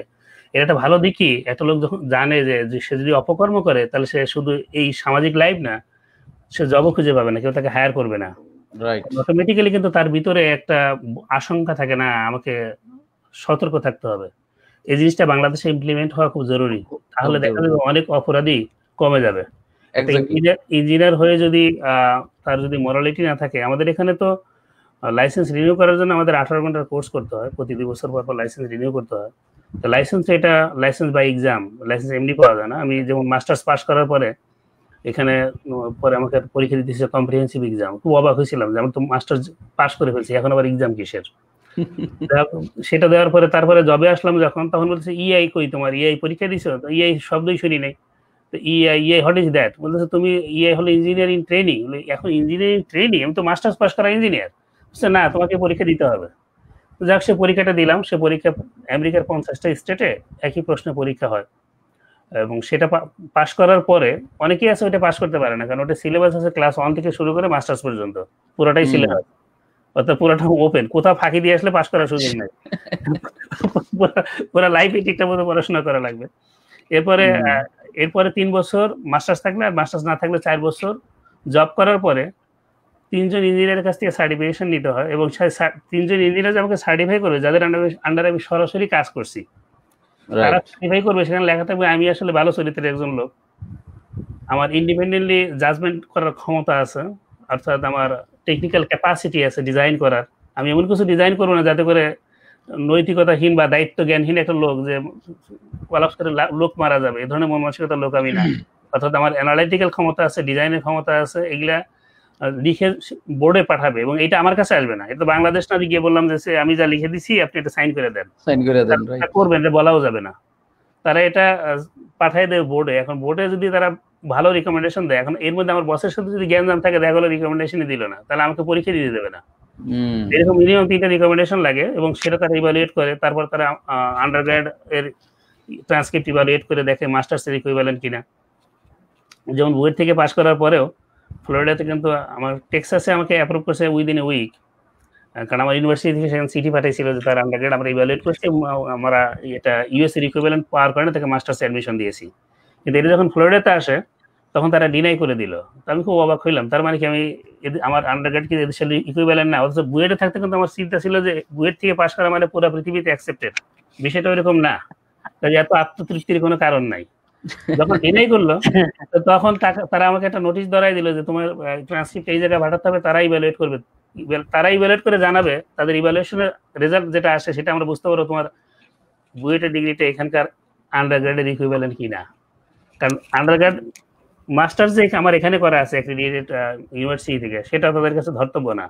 এখানে আন্ডারগ্রেডটা হচ্ছে ইম্পর্টেন্ট, কারণ জবের জন্য তো আসলে মাস্টার্স ডিগ্রি লাগে না, লাগে আন্ডারগ্রেডের ডিগ্রি। তো যা হোক, এরপর ইভ্যালুয়েশন করে দেখা গেল যে কি হচ্ছে, কোর্স শর্ট কোথায়, হিউম্যানিটিজ। আমরা বুয়েটে ইঞ্জিনিয়ারিং পড়াশোনা রিকোয়ার্ড কোর্সের চেয়ে প্রায় 3 গুণ বেশি কোর্স করছি আমরা, কিন্তু হিউম্যানিটিজের যে কোর্সগুলো সেখানে শর্ট। পরে লাকিলি আলহামদুলিল্লাহ আল্লাহ পাক রাসূলুল্লাহ সাল্লাল্লাহু আলাইহি ওয়াসাল্লাম বিশেষ মেহেরবানি, আমার মাস্টার্সে কিছু কোর্স করা ছিল, সেগুলো দিয়ে বিশাল একটা অ্যাপ্লিকেশন লিখে আমি অ্যাপিল করলাম আর কি। অ্যাপিল করে তারপর ওই ট্রান্সক্রিপ্ট যোগ করে দিলাম। পরে যখন তারা দেখলো যে এটিতে সাপ্লিমেন্ট হয়ে যায়, আমি পার পেয়ে গেলাম। কিন্তু আমার বন্ধু বান্ধবের মধ্যে অনেকেই আছে তারা আর পরে পার পায়নি, তাদেরকে আবার কোর্স করতে হয়েছে। এবং এই পরীক্ষা কিন্তু 3 বারে যদি একজন পাস করতে না পারে তাহলে তাকে আর পরীক্ষা দিতে দেবে না, তখন তাকে ব্যাক টু ইউনিভার্সিটি গিয়ে আবার পড়াশোনা করে আসতে হবে। অর্থাৎ সে ঠিক মতো পড়াশোনা করেনি বলে পাস করতে পারতেছে না। এবং এরপরে সে ইঞ্জিনিয়ার লিখতে পারবে, এর আগে না। এর আগে যদি কেউ ইঞ্জিনিয়ার লেখে সেটা আসলে বৈধ না। ইঞ্জিনিয়ার 1 2 3 এরকম লিখতে পারবে, কিন্তু শুধু ইঞ্জিনিয়ার লিখতে পারবে না। শুধু ইঞ্জিনিয়ার শব্দ লেখা মানে হচ্ছে লাইসেন্স ইঞ্জিনিয়ার। যেমন আমার লাইসেন্স আছে টেক্সাস এবং ফ্লোরিডাতে। এখন আমি যদি নিউ ইয়র্কে যাই, আমি কিন্তু লিখতে পারবো না আমি ইঞ্জিনিয়ার, ব্র্যাকেটে লাস্টে গিয়ে পি লিখতে পারবো না। তখন আমাকে কি করতে, পরীক্ষা নতুন করে দিতে হবে না, যেহেতু একই প্রশ্নের উপর পরীক্ষা পুরো আমেরিকাতে হয়ে এটা এখান থেকে বোর্ড টু বোর্ড ট্রান্সফার করা লাগবে। আবার সেখানে তারা আবার ইভ্যালুয়েশন করবে আমার সার্টিফিকেট। তারা জাস্ট এখানে পাঠিয়ে দিলে আর আমাকে লাইসেন্স দিয়ে দিল, বিষয়টা এরকম না। এখানে কিছু ঝামেলা আছে। যাক, মূল প্রশ্ন যেটা ছিল, প্রশ্নটায় আসি। এখানে একটা কথা বলতে হচ্ছে, সেটা হলো যে এখানে উন্নয়ন পরিকল্পনা 2টা ধাপে হয়। একটা হলো যেমন আমরা লোকাল পর্যায়ে 5 বছরের জন্য পরিকল্পনা করি, আবার আমরা যখন ইউটিলিটির কথা চিন্তা করি তখন আমরা 10 বছরের জন্য পরিকল্পনা করি, কোথাও কোথাও ক্ষেত্রে বিশেষ 20 বছরের পরিকল্পনা করি। যেমন এই কারণে আমরা যদি ইউটিলিটি মাস্টার প্ল্যান করি, মিনিমাম 10 বছরের জন্য করতে হবে। কেন? কারণ এখন আমি 3 ইঞ্চি একটা পাইপ বসালাম, এই 3 ইঞ্চি পাইপ দিয়ে দেখা গেল 10,000 লোক সার্ভ করতে পারতেছে, কিন্তু আগামী 10 বছরে যেখানে শুধু 20,000 লোক হয়ে যায়, 3 ইঞ্চি পাইপ দিয়ে, এই 3 ইঞ্চি পাইপ দিয়ে কাজ হবে না। এখন এখানে যদি দেখা যায় না, আমাকে ক্যালকুলেশন এখনই করতে হবে না, 6 ইঞ্চি লাগবে, তাহলে এখন মানে আমি কথার কথা বলছি যে তখন 6 ইঞ্চি বসাতে হবে। অর্থাৎ প্রজেক্টেড প্রেডিকশন থাকা লাগবে যে আমার আগামী 10 বছরে কি আসতেছে, আমার বর্তমান যে ডেভেলপমেন্টটা করতেছি এটা এই বর্তমান সময়টাকে চোখে রেখে করলে হবে না, আগামী 10 বছর মিনিমাম আমাকে সামনের দিকে আগায় কাজটা করতে হবে। কিন্তু আমরা এমপিওতে যে কাজগুলো করি, আমরা 10 বছর না 25 বছর ব্যাপী পরিকল্পনা করি। আমরা আগামী 25 বছরের জন্য পরিকল্পনা, এখন কথা বলতে পারে 25 বছরের পরিকল্পনা হয়ে গেলে ওখানে কি শেষ না, এভরি 5 ইয়ার্স সেটাকে আমরা আপডেট করি। কারণ এর মধ্যে সামাজিক পরিবর্তন আসতে পারে, টেকনোলজির পরিবর্তন আসতে পারে, মানুষের ধ্যান ধারণার পরিবর্তন আসতে পারে। সুতরাং এই সব কিছুকে বিবেচনা দিয়ে এভরি 5 ইয়ার্স আমরা আপডেট করি। কিন্তু এইখানে পলিটিক্যাল ইনফ্লুয়েন্স অবশ্যই থাকবে, কারণ নীতি নির্ধারক ওনারা তো ওনাদের মতো করে পরিকল্পনা করে, সেগুলো যাতে ইন্টিগ্রেট করা যায় এর জন্য এটা আপডেটে চলে আসে। কিন্তু সেটাও টেকনিক্যাল গ্রুপ যেটা, তারা এখানে যদি রিকমেন্ড না করে তাহলে এটা গভর্নিং বডি যেটা সেখানে যাবেই না। অর্থাৎ ইলেক্টেড অফিসিয়াল যারা রাজনৈতিক নেতা, তারা চাইলেও এটা পাস করতে পারবে না, কারণ ও পর্যন্ত যাইতে হলে এখান থেকে পাস হয়ে যাওয়া লাগবে। তো এই যে একটা ব্যারিয়ারটা, যে একটা কিছু গেল আমি মন্ত্রী পরিষদে পাশ করে ফেললাম না, মন্ত্রী পরিষদে যাওয়ার আগে এখানে একটা কমিটি থাকবে, সেই কমিটিতে যেমন পরিকল্পনা করতেছি আমরা, এখানে তো নগর পরিকল্পনাবিদও আছেন, রাইট, তিনি আছেন, কিন্তু তিনি চাইলে একা কাজ করতে পারে, তার আমাকে লাগবে। কারণ এখানে শুধু নগর পরিকল্পনার সাথে ইঞ্জিনিয়ার বাদ দিলে হবে না, এখানে সব ক্লাসের পিপল থাকা লাগবে। যেমন এখানে আছে আমাদের এমপিওতে যেমন ইঞ্জিনিয়ার আছে, সেখানে প্ল্যানার আছে, ইঞ্জিনিয়ারও নয় প্ল্যানারও নয়, এরকম লোকও আছে। কেন? কারণ হলো যে ইঞ্জিনিয়ার মতো করে চিন্তা করবে, প্ল্যানার প্ল্যানিং স্টাইলে চিন্তা করবে, কম্বিনেশন করতে হবে। সাধারণ মানুষ যে সে কোন দৃষ্টিতে দেখতেছে, যার টেকনিক্যাল নলেজই নাই, কাজে তাকেও সেখানে লাগবে তার ইনপুট দেওয়ার জন্য। সে সাধারণ নাগরিকের প্রতিনিধি হয়ে সেখানে ইনপুট দেবে যে না আমরা তো এরকম ফিল করতেছি। যেমন একটা উদাহরণ দেই, একটা মিটিংয়ে কথা উঠলো যে বাইক লেনের পিছনে প্রচুর পয়সা খরচ হচ্ছে। কমিশনার সে বললো যে আচ্ছা এখানে এত লোক আছেন, হাত তোলেন তো কয়জন লোক বাইক চালান, দেখি আমরা কয়জন লোকের জন্য এত পয়সা খরচ করতেছি। বলেছে আমি নিজে তো বাইক চালাই না, আমি তো নিজে গাড়ি করে এখানে আসছি। এখন একটা পরিকল্পনা এটা বললাম এই কারণে যে উন্নয়নের যে পরিকল্পনা তার সাথে তার ইউজ কি, সেটা আদৌ ইউজ হবে কিনা। ওই যে বললেন না, একজন এসে রাস্তা খোরাখুরি করে যায়, পরে কিছুদিন পর আরেকজন এসে সেও রাস্তা খোরাখুরি করে, এই সুযোগ এখানে নাই। কারণ আমরা এখানে যেটা করি ইউটিলিটি মিটিং করি। ইউটিলিটি মিটিং কি, যে একটা ডেভেলপার যেমন একটা রাস্তার কাজ যদি করি আমরা, সেই রাস্তার যত রকম ইউটিলিটি আছে প্রত্যেক কোম্পানিকে ডাকা হয়, প্রত্যেক এজেন্সিকে ডাকা হয়, ডেকে বড় পরিসরে মিটিং করা হয়। মিটিং করে তাদের যদি কোনো কাজ করতে হয় তাহলে এখনই করতে হবে, কারণ এই রাস্তা যখন শেষ হয়ে যাবে আগামী 5 ইয়ার্স জন্য আমরা মনিটরিয়াম দিয়ে দেবো। আগামী 5 বছরে এখানে কোনো রকম খোরাখুরি করা যাবে না, নিষেধ। সুতরাং কোনো খোরাখুরি করতে হলে এখনই করতে হবে, নট উইদিন 5 ইয়ার্স। চাইলেও আর সুযোগ থাকবে না, তাদেরকে সুযোগ আগেই দেওয়া হয়। এবং এই সুযোগ দেওয়ার আগে তাদেরকে বহু আগে ইনফর্ম করা হয়। একদম প্রথম যখন পরিকল্পনা করা হয় সেই স্টেজে তাদেরকে আমরা নোটিশ পাঠিয়ে দিই, তোমার এখানে কি কি আছে। তারা যদি কোনো উন্নয়ন পরিকল্পনা করে তাদেরকে একই সাথে পরিকল্পনা করা লাগবে না, আমাদের তো এখানে আপগ্রেড করা লাগবে, তাহলে ঠিক আছে আমরা তাহলে আসতেছি, কারণ তাদেরকে আগে করতে হবে। আমরা রাস্তা করে ফেললাম, ওনারা এসে যদি খোরাখুরি করে এটা করতে চান, they will not get permission, কারণ অনুমতি ছাড়া। ইভেন কি আমাদের নিজের শহরের কাজ, কারণ আমি একটা প্রজেক্টের ধরলাম ডিজাইনার, সেই কাজ করতে হলেও সেটারও পারমিশন লাগবে। সেই পারমিশন আমাকে নিজেকেই পারমিশন দিতে হবে, কিন্তু অন রেকর্ড থাকবে যে ইট ওয়াজ পারমিটেড, ইট ওয়াজ ডিউলি পারমিটেড। পারমিশন ছাড়া কোনো, কারণ হলো এটা যখন সিআইতে যাবে, যখন ইন্সপেকশন হবে, সেখানে কিন্তু আমি নাই, আরেকটা পার্টি থাকবে, তারা তো ভেরিফাই করবে যে কাজটা অ্যাকর্ডিং টু প্ল্যান হয়েছে কিনা। 2 নম্বরই 6 নম্বরই কোনো সুযোগ নাই। আচ্ছা, এখন আরেকটা কথা বলি, যেটা যে একটা প্রজেক্ট, বিশেষ করে জিনিসটা জানা খুব দরকার, যে একটা প্রজেক্ট শুরু করার আগে আমরা আগে স্কেজুলিং করি। এটা খুবই ইম্পর্টেন্ট প্রজেক্ট ম্যানেজমেন্টের জন্য। আমার ডেডলাইন সেট করা থাকবে যে এই ডেটে আমাকে কাজটা শেষ করতে হবে। এখন ডেডলাইনে কাজটা সেট করতে হলে একটা প্রজেক্টের যে অ্যাক্টিভিটিস গুলো, কি কি কাজ এখানে আছে, সেগুলো আমরা বাই টাইম কোনটা কনকারেন্টলি করা যাবে সব সেট করে আমরা এখানে প্রোগ্রামে ঢুকাই। অনেকেই অনেক রকম সফটওয়্যার ব্যবহার করে, সিম্পল সফটওয়্যার হচ্ছে মাইক্রোসফট প্রজেক্ট, ভেরি সিম্পল। তো এই সফটওয়্যারে আমরা বসিয়ে আমরা দেখি যে এখানে ক্রিটিক্যাল অ্যাক্টিভিটিস কোনগুলো, অর্থাৎ যেই অ্যাক্টিভিটিসের কারণে আমার প্রজেক্টের ডেডলাইন পিছিয়ে যেতে পারে বা আগায় যেতে পারে। এটা সেট করার সাথে আরেকটা জিনিস মাথায় রাখি, সেটা হচ্ছে যে কোনো কারণে ওয়েদার খারাপ হয়ে যেতে পারে, আবার আননোন ব্যাপার চলে আসতে পারে, আনফরসিন কন্ডিশন অ্যারাইজ করতে পারে, কারণ মাটির নিচে আমরা তো জানি না আসলে কি আছে। এটা যে কোনো ডেভেলপমেন্টের জন্যই তো আসলে মাটি খোঁড়াখুড়ি করা লাগে, সত্য কথা, সেটা ধরনের হোক না কেন। ওর জন্য আমরা টাইম হাতে রাখি যে যদি এরকম অবস্থা হয় সেটাকে আমরা কতদিনের মধ্যে রিজলভ করা লাগবে। এই যে বলছিলাম যে বাই-উইকলি মিটিং করা, এটা একটা বড় কারণ। যখনই সমস্যা হবে তখনই কিন্তু আমরা এর জন্য প্রজেক্টকে থামিয়ে রেখে তারপরে গবেষণা করা, সেটা করার আগে আমরা আগেই জেনে যাই। কারণ একটা প্রজেক্ট তো শুধুমাত্র একটা অ্যাক্টিভিটিস থাকে না, একটা activities due to unforeseen condition impacted হলে অন্য নোন যেগুলো আছে সমস্যা নেই সেগুলো কন্টিনিউ করবে, কিন্তু এইটা আমরা ইতিমধ্যে রিজলভ করে ফেলবো। এবং এইটা রিজলভ করার জন্য যদি দেখা যায় যে এক্সট্রা টাকা লাগবে, তখন আমাদের কন্টিনজেন্সি মানি থাকে, সেখান থেকে তার অনেক ডকুমেন্টেশন থাকা লাগবে, প্রুভ করা লাগবে যে এটি আনফরসিন কন্ডিশন। এখন আমি লিখে দিলাম আনফরসিন, এটা দিয়ে হবে না, ডকুমেন্টেশন থাকা লাগবে, সাপোর্টিং ডকুমেন্ট থাকা লাগবে, কারণ এটা কমিশনে যাবে, ইলেক্টেড অফিসিয়াল, তারা এটা রিভিউ করবে, দেখবে এবং তারা ফাইনাল ডলার অ্যামাউন্টটা অ্যাপ্রুভ করবে। এই কথাটা বলার পিছনে কারণ হচ্ছে যে আমাদের এই প্রজেক্ট ম্যানেজমেন্ট স্কিলটা আলটিমেটলি যারা ইঞ্জিনিয়ার, সবাই কিন্তু প্রথম দিকে থাকে ডিজাইন ইঞ্জিনিয়ার। যে আপনি একটা কথা বলছিলেন যে কেউ কেউ ডিজাইন করে, কেউ কেউ ডিজাইন করে না। আমি আমেরিকার ট্রেন্ড বলতেছি, যারা একটু ব্রিলিয়ান্ট তারা বেশিরভাগ ক্ষেত্রে ডিজাইনে যায়, এবং যারা ডিজাইন পছন্দ করে না তারা যায় কনস্ট্রাকশনে। কনস্ট্রাকশনের কাজগুলো একটু জটিল, বেশি ফিল্ডে থাকতে হয়, ধুলাবালি লাগে, একটু জটিল।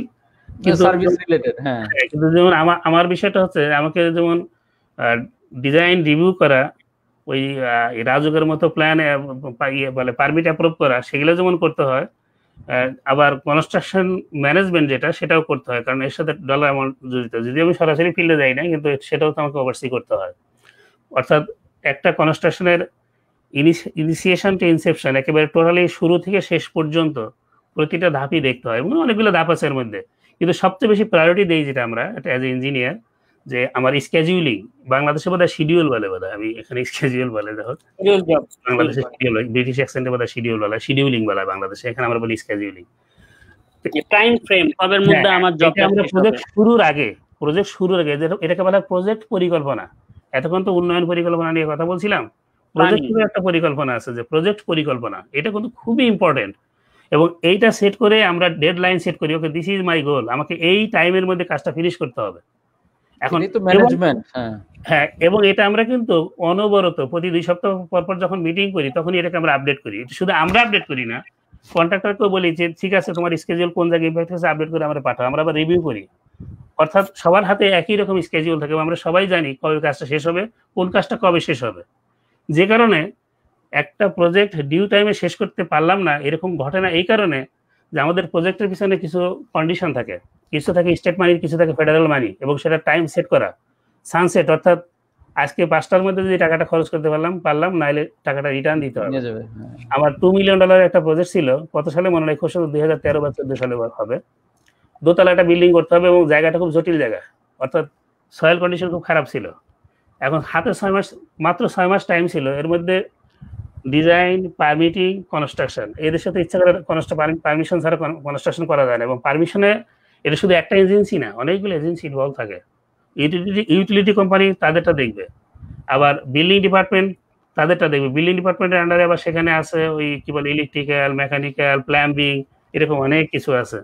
আবার ইঞ্জিনিয়ারিং আলাদা, সেটা তারা অ্যাপ্রুভ করবে। ফলে এই টোটাল কাজটা সহ কনস্ট্রাকশন 6 মাসে একটা প্রজেক্ট এখানে শেষ নরমালি করা যায় না। একটা প্রজেক্টের স্ট্যান্ডার্ড টাইম হচ্ছে 18 মাস আমাদের এখানে। আর রোডওয়ে হলে একটু বেশি হয়। রোডওয়ে সাধারণত দেখা যায়, যেমন আমার একটা প্রজেক্ট প্রায় 2 বছর হয়ে গেল, রোডওয়ে কাজগুলো একটু লম্বা, বেশি টাইম লাগে, কারণ অনেক রকম জটিলতা হয়, কারণ রাস্তা মেনটেন করা লাগে। আবার ওই একটার বেশি লেন ক্লোজ করা যায় না, কারণ এখানে নাইট ট্রাফিক জ্যাম হয়ে যাবে। অনেক ক্ষেত্রে নাইট টাইম কাজ করা লাগে, বা নাইট টাইম কাজ করতে গেলে দেখতে হয় যে পাশে নেইবারহুড আছে কিনা। রাতে কাজ করলে তারা ঘুমাতে পারবে না, অথবা রাতে কাজ করা যাবে না, সেখানে কাজের পরিধি আরো সংকুচিত হয়ে যায়। আর একটা কথা বলি, যে আমি ইচ্ছা করে রাস্তায় যেমন তেমন শব্দ করলাম সেটা করা যাবে না, শব্দেরও লিমিট আছে। এবং কারণ হলো, নাইলে পাশে যারা আছেন তারা কমপ্লেন করতে পারেন, সে কমপ্লেন করার সুযোগ নাই। এবং কন্ট্রাক্টরকে বলে দেওয়া আছে তোমার শব্দের লিমিট হচ্ছে এর বেশি শব্দ তুমি করতে পারবে না। ডেভেলপমেন্ট করার আগে, কাজ করার আগে তারা ভিডিও করবে পুরো এলাকা, কারণ pre condition, post condition show করতে হবে। কাজের পরে ভিডিও করবে, ডিউরিং কনস্ট্রাকশন ভিডিও করবে। কারণ অনেক সময় কমপ্লেন আসে, যেমন আমার একটা কমপ্লেন আসছিল, রাস্তায় একটা কাজ করার কারণে পাশে কমপ্লেন করতেছে তার ছাদে সমস্যা হয়েছে এই শব্দে, ভাইব্রেশনে। তো মহাসিদ্ধ বলে কি যে এই শব্দে ভাইব্রেশন হয়, তার ছাদের সমস্যা, তাদের সমস্যা আমাদের ক্লেম চলে আসবে, লসুট। তো এদেশের লোকজন খুব ভয় পায়। তা আমাদের যদিও নিজস্ব অ্যাটর্নি আছে, কিন্তু বিষয়গুলো অনেক সতর্কতার ব্যাপার আছে। অর্থাৎ আলটিমেটলি আমার সচেতনতা থাকা লাগবে, যে আমার কারণে অন্যজনের ক্ষতিগ্রস্ত না হয়। প্রপার প্রজেক্ট প্ল্যানিং থাকা লাগবে, আমার ডেডলাইনটা সেট করা থাকা লাগবে, এবং দেখতে হবে যে কোন পয়েন্টটা ক্রিটিক্যাল পয়েন্ট, কোন কাজটা আগে করতে হবে, কোন কাজটা কনকারেন্টলি করা যাবে। এখন যদি কনকারেন্টলি একটা কাজ করা যায়, তাহলে একটা কাজকে স্টপ করে দিয়ে আর একটা কাজ করার তো মানে নাই, সেটা আমি কনকারেন্টলি করবো। অর্থাৎ দুটো জিনিস, একটা হচ্ছে যে ওই যে একটা কথা বলছিলাম যে ইকোনমিক ডেভেলপমেন্ট, ইকোনমিক আমরা বলি যে ফিজিবল ইকোনমিক ডেভেলপমেন্ট। তা আমি যদি ইকোনমিক্যালি প্রজেক্টটা করতে না পারি, তাহলে তো ইঞ্জিনিয়ার হিসেবে আমি ব্যর্থ। একটা কাজ যে কেউ হয়তো করতে পারে, কিন্তু আমি কতটা সাশ্রয়ীভাবে কাজটা, টেকসই কাজ কিন্তু হতে হবে সাশ্রয়ী, এটা হতে হবে আমাদের লক্ষ্য। এবং এইখানে আরো একটা জিনিস মাথায় রাখতে হবে, কন্ট্রাক্টররা, এখানে কোনো কন্ট্রাক্টর ভাই থেকে থাকলে আমার কথা মাইন্ড করবেন না, যারা শুনতেছেন, যে কন্ট্রাক্টরদের আমি আমার এখানে আমেরিকার পার্সপেক্টিভে কথা বলছি, তাদের টেন্ডেন্সি থাকে চেঞ্জ অর্ডার। অর্থাৎ কিভাবে শো করা যায় এটা আমাদের স্কোপে ছিল না, এটা নতুন কিছু পাওয়া গেছে, অর্থাৎ চেঞ্জ অর্ডার। এই চেঞ্জ অর্ডার বিষয়ে খুব সাবধান থাকতে হয়, এই কারণে যে কাজটা বিডে দেওয়ার আগে, বাংলাদেশে কি বলে, দরপত্র আহ্বান বলে বোধহয়, এটা দেওয়ার আগে প্রি বিডিং মিটিং হয় একবার, টেন্ডার বিডিং এর প্রি বিডিং মিটিং তো মাস্ট, এটা আমাদের এখানে ক্ষেত্র বিশেষে ম্যান্ডেটরি করি আমরা। আবার যদি দেখি যে ম্যান্ডেটরি অনেক ক্ষেত্রে করা হয় না, ডিপেন্ড করে প্রজেক্টের স্কোপের উপরে, এবং এটা সেট করা থাকে। প্রিবিড মিটিং এ নরমালি প্রকিউরমেন্টের লোক থাকে, আবার টেকনিক্যাল লোক থাকে, এবং প্রিবিড মিটিং এ আবার অনেক সময় ওই বাধ্যতামূলক সাইট ভিজিটও থাকে, তাদেরকে দেখানোর জন্য কোনো প্রশ্ন থাকলে এখন করো। কিন্তু তারও আগে আমরা একটা প্ল্যান, এটা বলা হয় কনস্ট্রাকটিবিলিটি রিভিউ, যেটা কোয়ালিটি কন্ট্রোল অ্যান্ড কোয়ালিটি অ্যাসুরেন্সের মধ্যে পড়ে। যখন প্ল্যান সেট, পারমিট হয়ে গেছে, সব রেডি, তারপরে কনস্ট্রাকটিবিলিটি রিভিউ করি এই কারণে, দেখার জন্য যে আমি যখন বিডতে আসবে, আমি যেটা দিচ্ছি কন্ট্রাক্টরকে, এর উপর ভিত্তি করে তো তারা বিডটা দেবে। এখানে এমন কোনো আইটেম কি আছে যেটা চেঞ্জ অর্ডার ট্রিগার করবে? অনেক ক্ষেত্রে দেখা যায় যে স্ট্যান্ডার্ড যে মার্কেট ভ্যালু তার চেয়ে অনেক কম বিড করে ফেলে অনেকেই। এটা করলে তখন আমরা সন্দেহ করি যে ঘটনা কি, এমন কোনো লুপহোল আছে নাকি যেখান থেকে সে পরবর্তীতে চেঞ্জ অর্ডার পেয়ে যাবে। তখন আমরা এটাকে ওইভাবে আবার রিভিউ করি। এরকম ঘটনা ঘটছে একবার, যে আমার নিজেরই চতুর্থ বিডার যে সে কাজটা পাইছে, কারণ যখন আমি রিভিউ করলাম দেখলাম যে ফার্স্ট যে লো বিড একেবারে আনএক্সেপ্টেবল, এবং আমাকে সেটা প্রমাণ করতে হয়েছে কিভাবে আনএক্সেপ্টেবল, এবং আমি সেখানে বেরও করে দিয়েছি কোন জায়গায় সে চেঞ্জ অর্ডারের জন্য আসতেছে। লুপ হোল একটা খুঁজে পেয়েছে তারা, ওখান থেকে এসে তারা এটা চেঞ্জ অর্ডার করবে। এই আমি বলতেছি এই কথাগুলো এই কারণে যে যারা ইঞ্জিনিয়ার তাদের বিষয়গুলো জানা দরকার আছে, যে আমরা সবার প্রতি সবাই সৎ থাকবো। কন্ট্রাক্টরের টেন্ডেন্সি থাকার দরকার নেই যে আমি অবৈধভাবে পয়সা উপার্জন করব, আর ইঞ্জিনিয়ারও এরকম টেন্ডেন্সি থাকা উচিত নয় যে আমি একটা কাজ করতেছি সেটা ওনারশিপটা আমি ফিল করবো না। আমি যে কাজটা করতেছি তার উপরে আমার একটা ওনারশিপ ফিলিংস থাকে যে কাজটা আমার। এই প্রপার্টি যদি ওনার হয়ে যায়, যে ওনার আমি কিভাবে ডিল করব, প্রজেক্টের সাথে একইভাবে ডিল করা লাগবে। ফলে এই জিনিসগুলো খুব কেয়ারফুলি দেখা দরকার আছে, এবং একটা প্রজেক্ট কনস্ট্রাকশনে যাওয়ার আগে সেটা খুব ভালো করে রিভিউ তারাই করতে পারে যাদের অলরেডি অভিজ্ঞতা আছে। এই কারণে এই ট্রেনিংটা খুব জরুরি। যারা ট্রেনিং দেন তারা যদি কোনো প্রজেক্ট বেসিস কিছু ট্রেনিং দেন, যে আমরা এইরকম একটা প্রজেক্ট করতে গিয়ে এরকম সমস্যা পেয়েছিলাম, এইভাবে সমাধান করেছি, তাহলে হবে কি যারা এখানে ট্রেনিং নিতে আসলো তারা ওই ট্রেনিং ওই কাজটায় তারা না থেকেও তারা কিন্তু নলেজটা পেলো যে হ্যাঁ তাহলে তো এইরকম সমস্যা হলে এইভাবে সমাধান করা যায়, তাদের এভাবে কিন্তু একটা অভিজ্ঞতা অর্জিত হয়। এটা একটা আমার রিকমেন্ডেশন রইলো আর কি। আমরা এর মধ্যে আপনাকে ভাই আমি একটু আপনাকে মধ্যখানে থামাবো। আমরাও যেহেতু আমাদের ট্রেনিং সেল ওপেন আছে, এই বিষয়গুলো নিয়ে আপনারা আমাদেরকে একটা ট্রেনিং দিবেন সেটা আমরা আশা করতেই পারি। কারণ হচ্ছে আমাদের অনেক লেক অফ নলেজ আছে, এক্সপিরিয়েন্সের লেকিং আছে, আমাদের মানে যারা হচ্ছে আমাদের গাইড করবেন গার্জিয়ানের লেগিংস আছে। তো আমরা চাইবো যে এই যে আপনার যে এক্সপিরিয়েন্স গুলো এগুলো নিয়ে আমাদেরকে অবশ্যই আপনি একদিন ট্রেনিং দিবেন। ইনশাআল্লাহ। আমরা মোটামুটি হচ্ছে আমাদের 1 ঘন্টা 11 মিনিট হয়ে গেছে। আমরা ভালো কিছু সময় পাস করেছি। আমরা খুব কাছাকাছি এই আমাদের প্রোগ্রাম শেষের কাছাকাছি চলে এসেছি। আমরা এবার হচ্ছে রাহাত ভাইয়ের কাছে যাব। রাহাত ভাই, দীর্ঘ 13 বছর মালয়েশিয়ায়, শুধু তো মানে মালয়েশিয়ার জন্য দিয়ে গেলেন। হ্যাঁ, আমি যদি আপনার যে বায়ো দেখেছি, হ্যাঁ, আমার কথা হচ্ছে আপনি দেশের জন্য এবার বলেন দেশের জন্য কি করেছেন, দেশের জন্য কি করবেন, আপনার প্ল্যান কি, আমরা বিআই থেকে আপনাদের কাছ থেকে কি ফ্যাসিলিটি পাবো?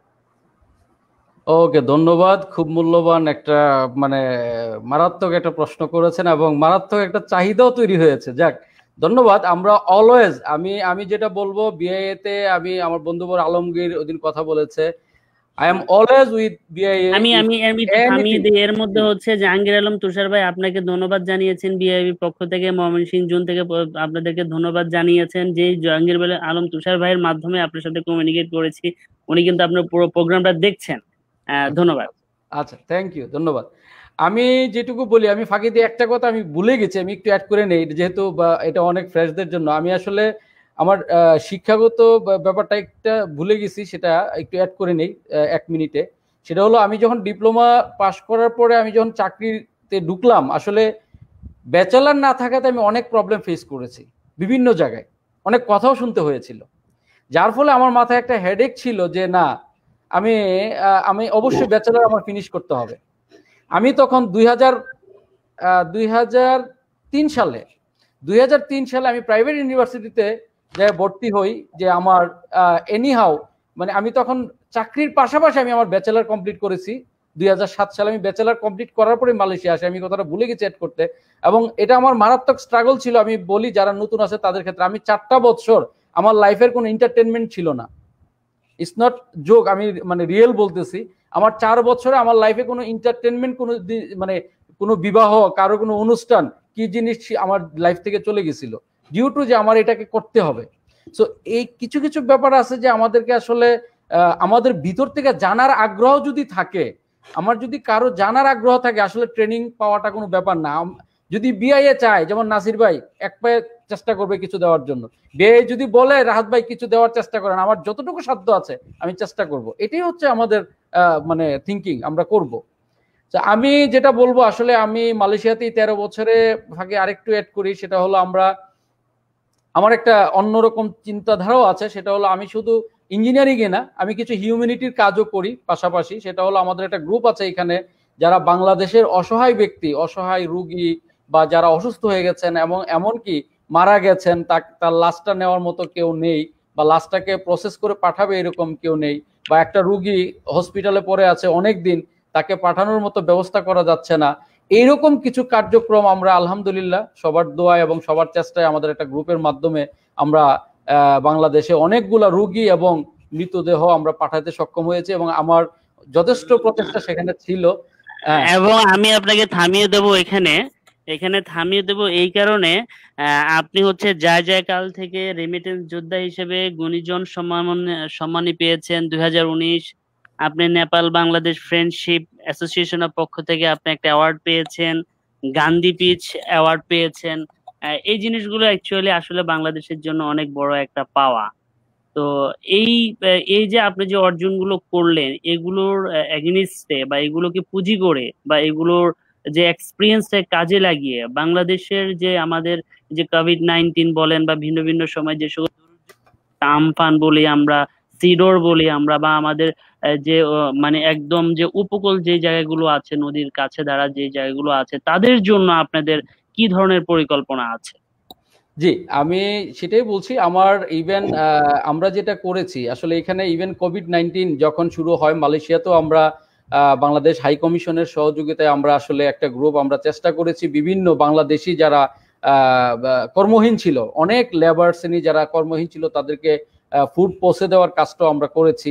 তো এই কাজগুলো আমরা প্রতিনিয়তই করে আসতেছি, তো ইনশাল্লাহ করে যাচ্ছি, এবং ভবিষ্যতেও বাংলাদেশে গেলেও আমার একটা প্ল্যান আছে, হচ্ছে বেশ কিছু প্ল্যান আছে বাংলাদেশে যাওয়ার পরে। যদি সেটা অবশ্য বাংলাদেশের কাজগুলো আপনারা জানেন, এটা ডিপেন্ড করে, আপনি একা চাইলেও সম্ভব না, এটা ডিপেন্ড করে গভর্নমেন্টের মানে ফ্যাসিলিটিজের উপরে, ডিপেন্ড করে আপনার এনভায়রনমেন্টের উপরে। যেমন মালয়েশিয়াতে কি হয়েছে, আমার একটা গ্রুপ, আমি তাদেরকে বলেছি গ্রুপের মনে করেন যে এখানে 10 জন 20 জন আছে যারা এগিয়ে আসছে, স্বেচ্ছায় এগিয়ে আসছে, এবং তারা সেখানে স্বেচ্ছায় শ্রম দিতে চাচ্ছে। এখন বাংলাদেশে যেটা হচ্ছে, আপনি এই স্বেচ্ছায় শ্রম দিতে গেলেও কিন্তু আপনার পিছনে অনেক দুর্নামও তৈরি হয়ে যায়, যে নিশ্চয়ই কোনো লাভ আছে, মানে অনেক কিছু। বাট আই ডোন্ট, মানে আমরা নর্মালি এটা কেয়ার করি না, এবং এটাকে যে কেয়ার করবে, যে পিছনে কেউ কিছু বলবে, এটা কেয়ার করলে আপনি হিউম্যানিটির যে কাজ এগুলো করতে পারবেন না। ইটস ট্রু, আপনাকে অনেকে অনেক কিছু বলবে, বাট আপনি জানেন, আপনি আপনার ভিতরে যদি অনেস্টি থাকে, আপনি যদি নিজে জানেন যে না, হু আই এম ডুইং, মানে আমি কি করতেছি, এটা আমার যদি ভিতর থেকে আমি ক্লিন থাকি, আই ফিল যে আমার এখানে মানে বদার করার কিছু নাই যে আদার্স কে কি বললো, এটা হচ্ছে বড় কথা। আর বাংলাদেশে আমার কিছু প্ল্যান আছে, আপনি হয়তো জানবেন, রিসেন্টলি আমি বাংলাদেশে একটা অটোমোবাইল ওয়ার্কশপ শুরু করেছি ইনশাল্লাহ। It's quite big workshop and it will be multi services one stop solution. এবং আমরা এখানে একটা গাড়ি টোটাল ঢুকার পরে এ টু জেড একদম hybrid, CNG, LPG, denting, painting, engine, suspension, A to Z total যে ম্যানেজমেন্ট অটোমোবাইলের টোটালটা ওইখানে করতে চাচ্ছি, এবং শুরু হয়েছে অলরেডি। পাশাপাশি আমি যেটা করতে যাচ্ছি, আমি যে জিনিসটা খেয়াল করলাম যে আমাদের বাংলাদেশে বিশেষ করে আমার সেক্টর, আমি বাংলাদেশে যাওয়ার পিছনে আরেকটা কারণ আছে, যে অটোমোবাইল সেক্টরটা কিন্তু আসলে সত্যিকার অর্থে গার্মেন্ট সেক্টরের মতো একটা অবহেলিত সেক্টর। আমি যদি বলি, গার্মেন্ট সেক্টরটা একসময় খুব অবহেলিত ছিল, এখন কিছুটা ডেভেলপমেন্ট আসছে, যদিও এখনো 100% কিছুটা ডেভেলপমেন্ট, বাট অটোমোবাইল সেক্টরটাও কিন্তু সত্যিকার অর্থে একটা বলা যায় যে একটা নিগৃহীত সেক্টর। এখানে দেখেন কোনো রুলস নাই, কোনো ম্যানেজমেন্ট নাই, মানে যারা ম্যাক্সিমাম পোর শ্রেণীটাই কিন্তু এখানে কাজ করতেছে অনেস্টলি যদি বলি। এবং অটোমোবাইলে যারা কাজ করে, এটা হচ্ছে অ্যাকচুয়াল ফ্যাক্ট, যে কিছু টেকনিশিয়ান আছে তারা দুলাইখাল বেস, বা তারা আসলে they are not educated, but their brain is too much sharp. আপনি চিন্তাও করতে পারবেন না, তারা এমন কিছু কাজ করে দিচ্ছে যে কাজগুলো আসলে আমরা ইঞ্জিনিয়ার যারা বলি, আমরা যত বড় ইঞ্জিনিয়ার হই, দেখা যাচ্ছে আমরাও এই কাজগুলো চিন্তা করতে পারি না যে এই কাজটা কিভাবে করতে পারে, দে ডু ইট, তারা এটা করে ফেলতেছে। তার মানে কি, আমরা যদি তাদেরকে একটা এডুকেশন ব্যাকগ্রাউন্ড তৈরি করে দেবো, তাদেরকে যদি কোনো রকম একটা থিওরিটিক্যাল নলেজ তাদেরকে একটা বেস করে দিয়ে দেওয়ার ব্যবস্থা করে দেওয়া যায়, আই ফিল যে তারা অনেক ডেভেলপ করবে। সো এই ধরনের কিছু একটা কাজ করার আমার ইচ্ছা আছে। সেখানে একটা আমি অলরেডি একটা ফোরামের মতো তৈরি করেছি, এটা আমার মতো করে, এখনো অ্যানাউন্সে যাই নাই, আমি এটা দেশে যাওয়ার পর একটা অ্যানাউন্স যাব আশা করতেছি। তো সেখানে অবশ্যই বিএ এর যারা ইঞ্জিনিয়ার আছে, হয়তো আমি আশা করব তাদের সহযোগিতা। আমি চাচ্ছি যে একটা প্রফেশনাল ট্রেনিং সেন্টার, আমার ওয়ার্কশপের পাশাপাশি একটা প্রফেশনাল ট্রেনিং সেন্টার করতে, যেখানে একটা ফ্রেশ ছেলে বের হয়ে আসার পরে, ইভেন নট অনলি অটোমোবাইল, সে হইতে পারে মেকানিক্যাল, হইতে পারে সিভিল, বাট তার যে একটা প্রফেশনাল যে ম্যানেজমেন্ট, যে কথাটা নাসির ভাই বললেন, যে একটা প্রজেক্ট শুরু করলে এই প্রজেক্টটাকে আমি কিভাবে মানে সাশ্রয়ীভাবে, ইঞ্জিনিয়ারের কিন্তু কাজ শুধু মানে মানে থিঙ্কিং করতে হবে কয়েকটা জিনিস, একটা হচ্ছে যে আমার কোয়ালিটি, আর একটা হচ্ছে যে দৃষ্টিনন্দন, যে আমার আমার কাজটা হইতে হবে ইঞ্জিনিয়ার মানে আমার কাজটা হইতে ব্যতিক্রম, যে আমার আদার্স অন্যান্যরা যেভাবে চিন্তা করতেছে I have to think some different way, I have to make some different way. So প্রত্যেক ইঞ্জিনিয়ারের কাজটা হচ্ছে যে প্রত্যেকটা জিনিস আমি একটু ডিফারেন্ট করতে হবে সবার চেয়ে। তাহলে ডিফারেন্ট করতে হলে আমার থিঙ্কিংটাও ডিফারেন্ট লাগবে। এবং এই যে একটা প্রজেক্ট, আমি প্রজেক্টটা কিভাবে শুরু করি, আমি একটা প্রজেক্ট হাতে নিলাম, এই প্রজেক্টটা আমি কোয়ালিটি এবং কম খরচে দৃষ্টিনন্দন সবার চোখে লাগবে বা সবার গ্রহণযোগ্যতা আসবে, এই কাজ কম্বিনেশনটা আমি কিভাবে করতে পারি, এই যে একটা প্রজেক্ট তৈরি করা বা এইটাকে কমপ্লিশন একটা রিপোর্ট তৈরি করে এটাকে জমা দেওয়া বা এটাকে বাস্তবায়ন করা, এই যে ব্যাপারগুলা, এটা যে কোনো ইঞ্জিনিয়ারিং এর হইতে পারে। সো আমার এরকম একটা প্ল্যান আছে যে ম্যানেজমেন্ট যে ব্যাপারটা টোটাল, যে একটা অফিস ম্যানেজমেন্ট বা মানে প্রফেশনাল যে ম্যানেজমেন্ট, এই ধরনের কিছু ট্রেনিং দেওয়ার আমার ইচ্ছা আছে, যদি আমি আল্লাহ আমাকে সেই সুযোগ দেন। এই ধরনের কিছু পরিকল্পনা আমার আছে। পাশাপাশি আরেকটা পরিকল্পনা আমার আছে, যদি সম্ভব হয়, আমি যারা এখান থেকে অনেক বিদেশি, আপনি জানেন যে বাংলাদেশে বর্তমানে অনেক প্রবাসী ফেরত চলে যাচ্ছেন বিভিন্ন কারণে, বিভিন্ন বিশেষ করে বর্তমানে করোনার প্রবলেমের কারণে কিন্তু প্রচুর প্রবাসী বাংলাদেশে ফেরত যাচ্ছেন, কর্মহীন হয়ে যাচ্ছেন, ফেরত যাচ্ছেন।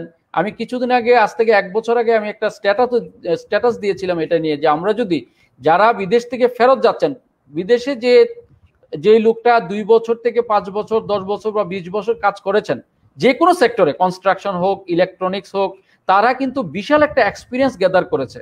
সো তাদের এক্সপিরিয়েন্সটাকে যদি আমরা বাংলাদেশে অ্যাকর্ডিং টু দ্য সেক্টর যদি কাজে লাগাতে পারি, তাদেরকে যদি একটা ডাটা বেজের মাধ্যমে, তাদেরকে যদি বৈদেশিক রিটার্ন কর্মসংস্থান নামে একটা অর্গানাইজেশন তৈরি করে তাদেরকে যদি সেটার মাধ্যমে কিছু জব তৈরি করে দেওয়া যায়, তাদেরকে যদি প্রত্যেকটা সেক্টরে ডিস্ট্রিবিউশন করা যায়, that will be good help for Bangladesh development I think. So আমার এরকমও কিছু প্ল্যান আছে, সেটা আমি সুযোগ পাই আর কি। চমৎকার চমৎকার বলেছেন। অ্যাকচুয়ালি আপনি যেটা বলেছেন যে অটোমোবাইল ইঞ্জিনিয়ারিং অ্যাকচুয়ালি বাংলাদেশে এখনো অবহেলিত, কারণ হচ্ছে আমরা বলি যে গাড়ির মেকার, মানে একদম very simple word, we say that he is a গাড়ির মেকার। তারপর আজকে আমি একটা টিভিতে টক শো দেখছিলাম, ওখানে মানে হচ্ছে যে বাংলাদেশি কিছু গবেষক তারা কি বললেন যে আমরা আমাদের দেশীয় যারা ইয়াং আছে তাদেরকে হচ্ছে গাছের প্রতি আমরা আকর্ষণ বাড়াবো। সাধারণত যারা গাছ লাগায় তাদেরকে মালি বলে। তখন তারা চিন্তা করলেন যে এই জিনিসটা দেখতে অসুন্দর, আমরা কি বলবো গাছের ডাক্তার, এই কথা বললে হয়তো বা তাহলে সাউন্ড গুড। তবে হচ্ছে যে অ্যাকচুয়ালি আপনার এই জিনিসটা ভালো লাগলো যে অনেকগুলো জিনিস নিয়ে কাজ করবেন। আপনি অটোমোবাইলের ক্ষেত্রে বলেছেন যে একটা আমব্রেলার নিচে যেন ওয়ান স্টপ সলিউশন দিতে পারেন সেই ধরনের একটা সেন্টার করবেন আপনি। পাশাপাশি আপনি ডিফারেন্ট মেকানিক্যাল ট্রেনিং গুলো এখানে করে নিয়ে আসবেন। It's okay, we appreciate and we are waiting for your tremendous workshop and tremendous training centre. We all are, আমরা যেটা বলবো যে খুব বেশি এগারলি ওয়েটিং ফর ইউর যে এই উদ্যোগটা যেটা আমরা বলবো, যে আশা করছি যে পিআই ফ্যামিলি আপনার কাছ থেকে অনেক বেশি সাপোর্ট পাবে। এবং if you have any kind of support for us, we will try our best. আমরাও চাইবো যে আপনাকে সাপোর্ট দিতে, কারণ হচ্ছে আমাদের এই নেটওয়ার্কটা করার উদ্দেশ্য হচ্ছে এরকম যে আমরা একে অপরকে হেল্পের মাধ্যমে, সাপোর্টের মাধ্যমে যেন ভালো একটা কিছু করতে পারি। এবং আপনি যেটা বললেন যে বিদেশ ফেরত, অ্যাকচুয়ালি কেউ যদি কিছু নাও করে, কিন্তু আমি দেখেছি যারা বিদেশ থেকে আসে তারা কিছু বিহেভ ও কিছু ম্যানার অন্তত জানে, যে আমি ধরনের কালচার দেখে এসেছি। তারা চায় না যে খুব সহজে রুলস ব্রেক করতে, সৌদি আরব থেকে আসুক বা তারা কুয়েত যেখান থেকে আসুক না কেন। হ্যাঁ, তাদেরকে যদি একটা নির্দিষ্ট ডেটাবেজের মাধ্যমে আমরা ইন্টিগ্রেট করতে পারি, সেখান থেকেও আমরা একটা ভালো সার্ভিস পাবো বলে আশা করি। বিশাল ইমপ্লিমেন্ট হবে সেটা। আমরা আমাদের প্রোগ্রামের একদমই শেষ প্রান্তে, সাধারণত আমরা মানে খুব একটা লং টাইম প্রোগ্রাম হয়ে গিয়েছে। আমাদের বিআই সদস্যের জন্য বলবো, আমরা অনেকেই আমাদের অফিসে ছিলাম, গাড়িতে ছিলাম, আমরা এই প্রোগ্রামটি দেখতে পারিনি। আপনারা হচ্ছে আমাদের ইউটিউব চ্যানেলে এই প্রোগ্রামটি দেখতে পারবেন। আমি হচ্ছে এখন শেষ পর্যায়ে নাসির ভাইকে 30 সেকেন্ডের ভিতরে শেষ অপিনিয়নটুকু বলবেন যে ভাইয়া আপনি হচ্ছে সময় নেই, আর 5 মিনিটের মধ্যে আমার আরেকটা প্রোগ্রাম শুরু হবে। যা হোক, সংক্ষেপে একটু বলে নেই। সেটা হচ্ছে যে আলহামদুলিল্লাহ আপনার কথা শুনে অনেক ভালো লাগলো। দেশের জন্য কাজ করার মধ্যে অন্যরকম একটা আত্মতৃপ্তি আছে। আমি ব্যক্তিগতভাবে 2টা ইন্টারন্যাশনাল অর্গানাইজেশনের সাথে জড়িত, যেটা কান্ট্রি রিপ্রেজেন্টেটিভ বা কান্ট্রি ডিরেক্টর যেটাই বলেন। এটা একটা হচ্ছে মিনহাজুল কোরআন ইন্টারন্যাশনাল, আছে মিনহাজ ওয়েলফেয়ার ফাউন্ডেশন, একটা হচ্ছে এনজিও যেটা ওয়ার্ল্ড ওয়াইড আমরা বিভিন্ন ডিজাস্টারে কাজ করি, আর একটা হচ্ছে ওয়ার্ল্ড ওয়াইড পিস প্রমোশনের জন্য কাজ করি মিনহাজুল কোরআন থেকে, যেটা জাতিসংঘে আমাদের রেজিস্ট্রেশন আছে 2011 সাল থেকে। এবং এটা আমরা শুধুমাত্র মুসলমান না, বিধর্মীদের মাঝেও আমরা যেমন বিভিন্ন ইন্টারফেথ ডায়ালগ, ইন্টারফেথ হারমোনির জন্য বিভিন্ন রকম ডায়ালগ করা, এগুলা তাদের সাথে মত বিনিময় এবং আমাদের ধর্মের বাণীগুলি তাদের কাছে পৌঁছিয়ে দেওয়া। ইসলাম যে শান্তির ধর্ম, এর সপক্ষে আমাদের অনেকগুলো বই আছে এবং যেগুলো ওআইসিতেও গত বছর প্রেজেন্টেশন হয়েছে। আমাদের ফাউন্ডিং চেয়ারম্যান ওনাকে ডাকা হয়েছিল সেখানে অ্যাডভাইস করার জন্য। ওআইসিতে কিন্তু 56টি দেশ আছে যারা, যেগুলো মুসলমান অধ্যুষিত, অন্য ধর্মের লোক আছে তো মেজরিটি হচ্ছে মুসলমান, 56টি দেশ আছে। সেখানে প্রধান বক্তা হিসেবে ডাকা হয়েছিল অ্যাডভাইস করার জন্য, যেহেতু আমরা বর্তমান বিশ্বে বিশেষ করে ওয়েস্টার্ন ওয়ার্ল্ডে আমরা পিসের উপরে কাজ করি। এবং এখানে যেহেতু 9/11-এ আমি জব করতাম, আমি আমার নিজের চোখের সামনে দেখেছি এখানে মানুষের কি প্রতিক্রিয়া ছিল সেই সময়। আলহামদুলিল্লাহ আমরা সেটা চেঞ্জ করতে সক্ষম হয়েছি। ইসলাম মানেই যে সন্ত্রাস নয়, এটা এখন তারা বুঝে গেছে। এবং কিন্তু এর জন্য অনেক লেখালেখি করতে হয়েছে, অনেক বই বের করতে হয়েছে এবং এর পক্ষে অনেক প্রমাণ তাদেরকে দেখাতে হয়েছে। আলহামদুলিল্লাহ আমাদের এখন আমি এটাই কাজ করি এবং ভবিষ্যতে এটাই নিয়ে কাজ করার প্ল্যান আছে। এবং এর জন্য আমার বাংলাদেশে প্রায় প্রতি বিভাগেই যোগাযোগ আছে এবং প্রতি বছর বাংলাদেশে যাই আমি, এবং এটা একটা বড় কারণ। এবং আগামীতে আমাদের ওয়েলফেয়ারের কাজ আরো ইনশাল্লাহ আশা করি আরো সুসংহত এবং ত্বরান্বিত হবে, যার মাধ্যমে আমরা বাংলাদেশের আত্মমানবতার সেবায় কিছু কাজ করতে পারবো। এর মধ্যে যারা আলহামদুলিল্লাহ, আমি জাস্ট একটু অ্যাড করি, যদি ইফ ইউ নিড এনি আমি মানে যদি কোনো ধরনের কোনো মনে করেন যে আমি আপনার কোনো কাজে আসতে পারবো, প্লিজ নক মি। আমাদের এই অর্গানাইজেশনটা ইউকে বেসড এবং আমাদের পৃথিবীর 100টার উপরে দেশে আমাদের কার্যক্রম অব্যাহত আছে। হিউজ অর্গানাইজেশন আলহামদুলিল্লাহ। এটা আমি আমেরিকাতেও কাজ করতে পারতাম এখানে, কিন্তু তারপর আমি যেহেতু বাংলাদেশ আমার মাতৃভূমি এবং দেশের জন্য কিছু করতে পারলে ভালো লাগে, সে কারণে বাংলাদেশের জন্য কাজ করা।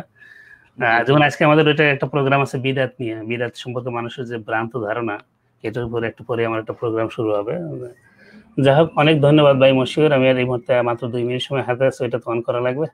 তোমার পরিশ্রম এর জন্য অবশ্যই তোমাকে মোবারকবাদ জানাচ্ছি। অত্যন্ত সুন্দরভাবে অনুষ্ঠান তুমি সঞ্চালনা করেছো, আলহামদুলিল্লাহ। তোমার কাছ থেকে বাকিরাও শিখতে পারবে এবং তোমরা যে উদ্যোগ নিচ্ছ আমি খুব খুশি হলাম, ভালো লাগলো। আর রাহাত ভাইয়ের যে পরিকল্পনা শুনে খুব ভালো লাগছে, আপনার সাথে পরিচিত হয়ে ভালো লাগলো। এবং একটা কথা মনে রাখতে হবে যে আসলে আমাদের ভালো মানুষ হওয়া বেশি প্রয়োজন, তাই না? সবার আগে প্রয়োজন হলো ভালো মানুষ হওয়া। এখন একটা ভালো মানুষের কোনো ধর্ম থাকে না, গন্ধ থাকে না। এই কথা বললাম এই কারণে যে মানবীয় গুণাবলী যেটা, এই গুণাবলীর সাথে সাংঘর্ষিক কোনো ধর্ম না। এই কারণে আমরা বলি যে ইন্টারফেথ হারমোনি কথাটা কেন বলি, যে মানুষ হিসেবে আমি কাউকে ঘৃণা করব না। এবং একটা কথা আছে না, পাপকে ঘৃণা করো, পাপীকে নয়। সবার সাথে আমাদের মিশতে হবে, ভালো ব্যবহার দিয়ে আমরা তাদেরকে দেখাতে হবে যে আমরা ভালো মানুষ। আমরা ভালো মানুষ দিয়ে যদি সমাজ গড়তে না পারি, তাহলে সমাজের উন্নয়ন হবে না। নীতি নৈতিকতার উন্নয়ন না হলে যে সমাজে খারাপ লোক বসবাস করে সেখানে কখনো উন্নতি হয় না। এই কারণে সবার আগে আমাদের সবার প্রচেষ্টা থাকা উচিত যে আমাদের ব্যক্তিগত মতভেদ থাকতে পারে, ব্যক্তিগত ইখতিলাফ বলা হয় আরবিতে, পার্থক্য থাকতে পারে চিন্তা চেতনার দৃষ্টিভঙ্গিতে, কিন্তু বৃহত্তর স্কেলে আমরা বাংলাদেশি, বাংলাদেশ আমাদের জন্মভূমি। আমরা কি এমন কিছু করার চেষ্টা করবো যেটা অ্যাজ এ হোল আমার বাংলাদেশের উপকার হবে, সেটা বাংলাদেশের যে প্রান্তেই হোক না কেন। দেশের প্রতি আমাদের মমত্ববোধ থাকা লাগবে। এবং আরেকটা কথা ছোট্ট করে যোগ করি, এটা বলা উচিত না কিন্তু যোগ করছি, কারণ হলো আমেরিকার সিটিজেনশিপ আমি পেয়েছি 2013 সালে। পাওয়ার পরে অটোমেটিক্যালি বাংলাদেশের সিটিজেনশিপ চলে যায়। কিন্তু আমার মনে হলো যে আমি তো বাংলাদেশি, আমার বাংলাদেশের সিটিজেনশিপ থাকবে না, এটা তো হতে পারে না। ইমিডিয়েট অ্যাপ্লাই করলাম। এর জন্য আমাকে প্রচুর দৌড়াদৌড়ি করতে হয়েছে এবং টাকা পয়সার কথা বলবো না, খারাপ দেখা যায়, কিন্তু অনেক টাকাও খরচ করা লাগছে। যা হোক, আলহামদুলিল্লাহ সেটা পেতে আমাকে 2 বছর অপেক্ষা করতে হয়েছে আমার বাংলাদেশের সিটিজেনশিপ ফিরে পেতে। আমার বাংলাদেশের সিটিজেনশিপের সার্টিফিকেট আছে এবং এটার পিছনে কারণ কিন্তু একটাই, যে আমি বাংলাদেশের মানে ছেলে হয়ে যেখানে আমি পড়াশোনা করেছি, শৈশব কেটেছে, যেখানে আমি জীবনের প্রথম নিঃশ্বাস নিয়েছি, যেখানে হয়তো আছেন, সেই জায়গা থেকে আমি বিচ্ছিন্ন হয়ে এটা কখনো চাইনি। যে কারণে এটা অনেকেই করে নাই। আমার অনেক বন্ধু বান্ধব আছে যারা বাংলাদেশে, বাট আই ডু কেয়ার, আমি বাংলাদেশি। এটা আমি আলহামদুলিল্লাহ, এটা আমার একটা বড় পরিচয় যে আমি বাংলাদেশি এবং বাংলাদেশের মানুষ সুখে থাকলে আমার ভালো লাগে। বাংলাদেশে কেউ ভালো কোনো কাজ করেছে, বাংলাদেশে আমি মাঝে মাঝে বাংলাদেশের ইকোনমি দেখি, যদি দেখি যে ইকোনমিক্যালি ডেভেলপ হচ্ছে, খুব ভালো লাগে কিন্তু। না, বাংলাদেশ বর্তমানে ইকোনমিক্যালি এনাফ যা আছে আলহামদুলিল্লাহ, শুধু আমাদের দরকার হচ্ছে ওই যে বললাম নৈতিকতা আর হচ্ছে স্ট্রাকচারাল ব্যাপারগুলো দরকার, ওইটা হইলে আসলে খুব নাইস হয়ে যেত। এই যে এখন যেটা হচ্ছে যে রাস্তা খোরাখুরি হচ্ছে, মেট্রো রেল করা হবে, এটা ফিজিবিলিটি স্টাডি জাপানের একটা প্রজেক্ট ছিল, এটা ফিজিবিলিটি স্টাডিতে আমি ছিলাম অনেক আগে 96 এর দিকে, 96-97 এর দিকে, তখন এটা আমরা ফিজিবিলিটি স্টাডি করে এসেছিলাম। এখন যখন দেখি এটা কনস্ট্রাকশনে, দেখলে খুব ভালো লাগে যে এটার সাথে একসময় আমিও যুক্ত ছিলাম। কাজেই একটা ইভেন কি আমেরিকাতে যখন প্রথম রাস্তা যখন আমি ডিজাইন করি, একটা কনস্ট্রাকশন হওয়ার পরে আমি আমার ওয়াইফ 2002 যখন এখানে আসে, তাকে সাথে নিয়ে দেখাতে গিয়েছিলাম যে দেখো এই রাস্তাটা আমি ডিজাইন করেছিলাম। তো একটা কাজ করার মধ্যে একটা আত্মতৃপ্তি আছে, এই তৃপ্তি যখন কিছুতে থাকে না, তখন কিন্তু মানুষের ভিতরে কিন্তু ওই যে ভালো লাগা এবং ভালোবাসার দৃষ্টিতে দেখলে অর্থ চেঞ্জ হয়ে যায়। সবার প্রতি আসলে এটা থাকা উচিত, এবং ধর্ম যার যেটাই হোক না কেন, যে বিশ্বাসী থাকুন না, কাকু ধর্ম নিয়ে যেন আমরা কারো উপরে মানে বাড়াবাড়ি না করি, মানে চাপিয়ে না দেই, কিন্তু ইনফরমেশন গুলো যেন শেয়ার করি। এই কথাটা এই নয় যে ইনফরমেশন শেয়ার করবো না, তাই না?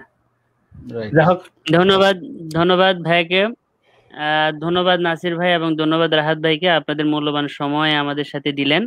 আমি একটা জিনিস অ্যাড করি একটু 1 মিনিটে, সেটা হচ্ছে আমি জাস্ট সবার উদ্দেশ্যে, যারা ইঞ্জিনিয়ার আছে, ইভেন এখানে অনেক ইঞ্জিনিয়ার আছেন আমি জানি যারা এস্টাবলিশড, সবাই যে একরকম তা না, এস্টাবলিশড, তাদের প্রতি আমার একটা অনুরোধ থাকবে, সেটা হলো যে আমার পক্ষ থেকে যে আমরা যে যত ইনকাম করি, আমি যেটা ভাবি, আমি সবসময় চিন্তা করি যে আমার ইনকামের 2 to 5% অ্যাটলিস্ট আমরা যেন গরিব দুঃখী বা হিউম্যানিটির জন্য আমরা ইউজ করতে পারি। এই জিনিসটা যেন সবাই একটু আগে আসে, এটা আমার একটা দাবি থাকবে। এখানে অনেক এস্টাবলিশড আছেন, আপনারা এই জিনিসটা যদি সবার জায়গার থেকে, যে মানে যার স্থান থেকে, যে আমি যা ইনকাম করি অ্যাটলিস্ট 2 থেকে 5% আমরা রাখি আমাদের গরিব দুঃখী বা অ্যাটলিস্ট সামাজিক কিছু কর্মকাণ্ডের জন্য, তাহলে মনে হয় আমরা আমাদের দেশটাকে আরো অন্যভাবে মানে ডেভেলপ করতে পারবো। এটা আমার একটা চিন্তাধারাতে এই আবদারটা রইলো আর কি। খুবই সুন্দর বলেছেন। অ্যাকচুয়ালি আমাদের ইসলামেও আছে জাকাত দিলে সম্পদ বাড়ে। আমি দেখেছি যত বেশি দান করে তত বেশি সম্পদ বাড়ে। হ্যাঁ, আমরা কোভিড এর সময় আমি অনেকগুলো কাজ করেছি। আমরা যেমন লাস্ট একটা প্রজেক্ট করেছি, সেটা হচ্ছে যে কোভিড-19 আমাদের কিন্ডারগার্টেন স্কুলের শিক্ষকরা হচ্ছে চাকরি হারিয়েছেন। হ্যাঁ, আমরা 1000 শিক্ষককে আমরা চেষ্টা করেছি যে 2000 বা 3000 করে কিছু ডোনেট করতে, অল্প কিছু হলো যেন আমরা অ্যাকচুয়ালি হচ্ছে যে আমরা আমাদের একদম শেষ পর্যায়ে চলে এসে আমরা আপনাদের দুজনকে আমরা আবার কোনো এক সময়ে আমরা যেন আপনাদেরকে পাই, আপনারা সেই সুযোগ করে দিবেন। ধন্যবাদ সবাইকে, ধন্যবাদ আমাদের সদস্যকে। আসসালামু আলাইকুম সবাইকে। ওয়ালাইকুম আসসালাম, ধন্যবাদ আপনাদের সবাইকে, ধন্যবাদ বিয়ের সকল সদস্যদেরকে। আসসালামু আলাইকুম।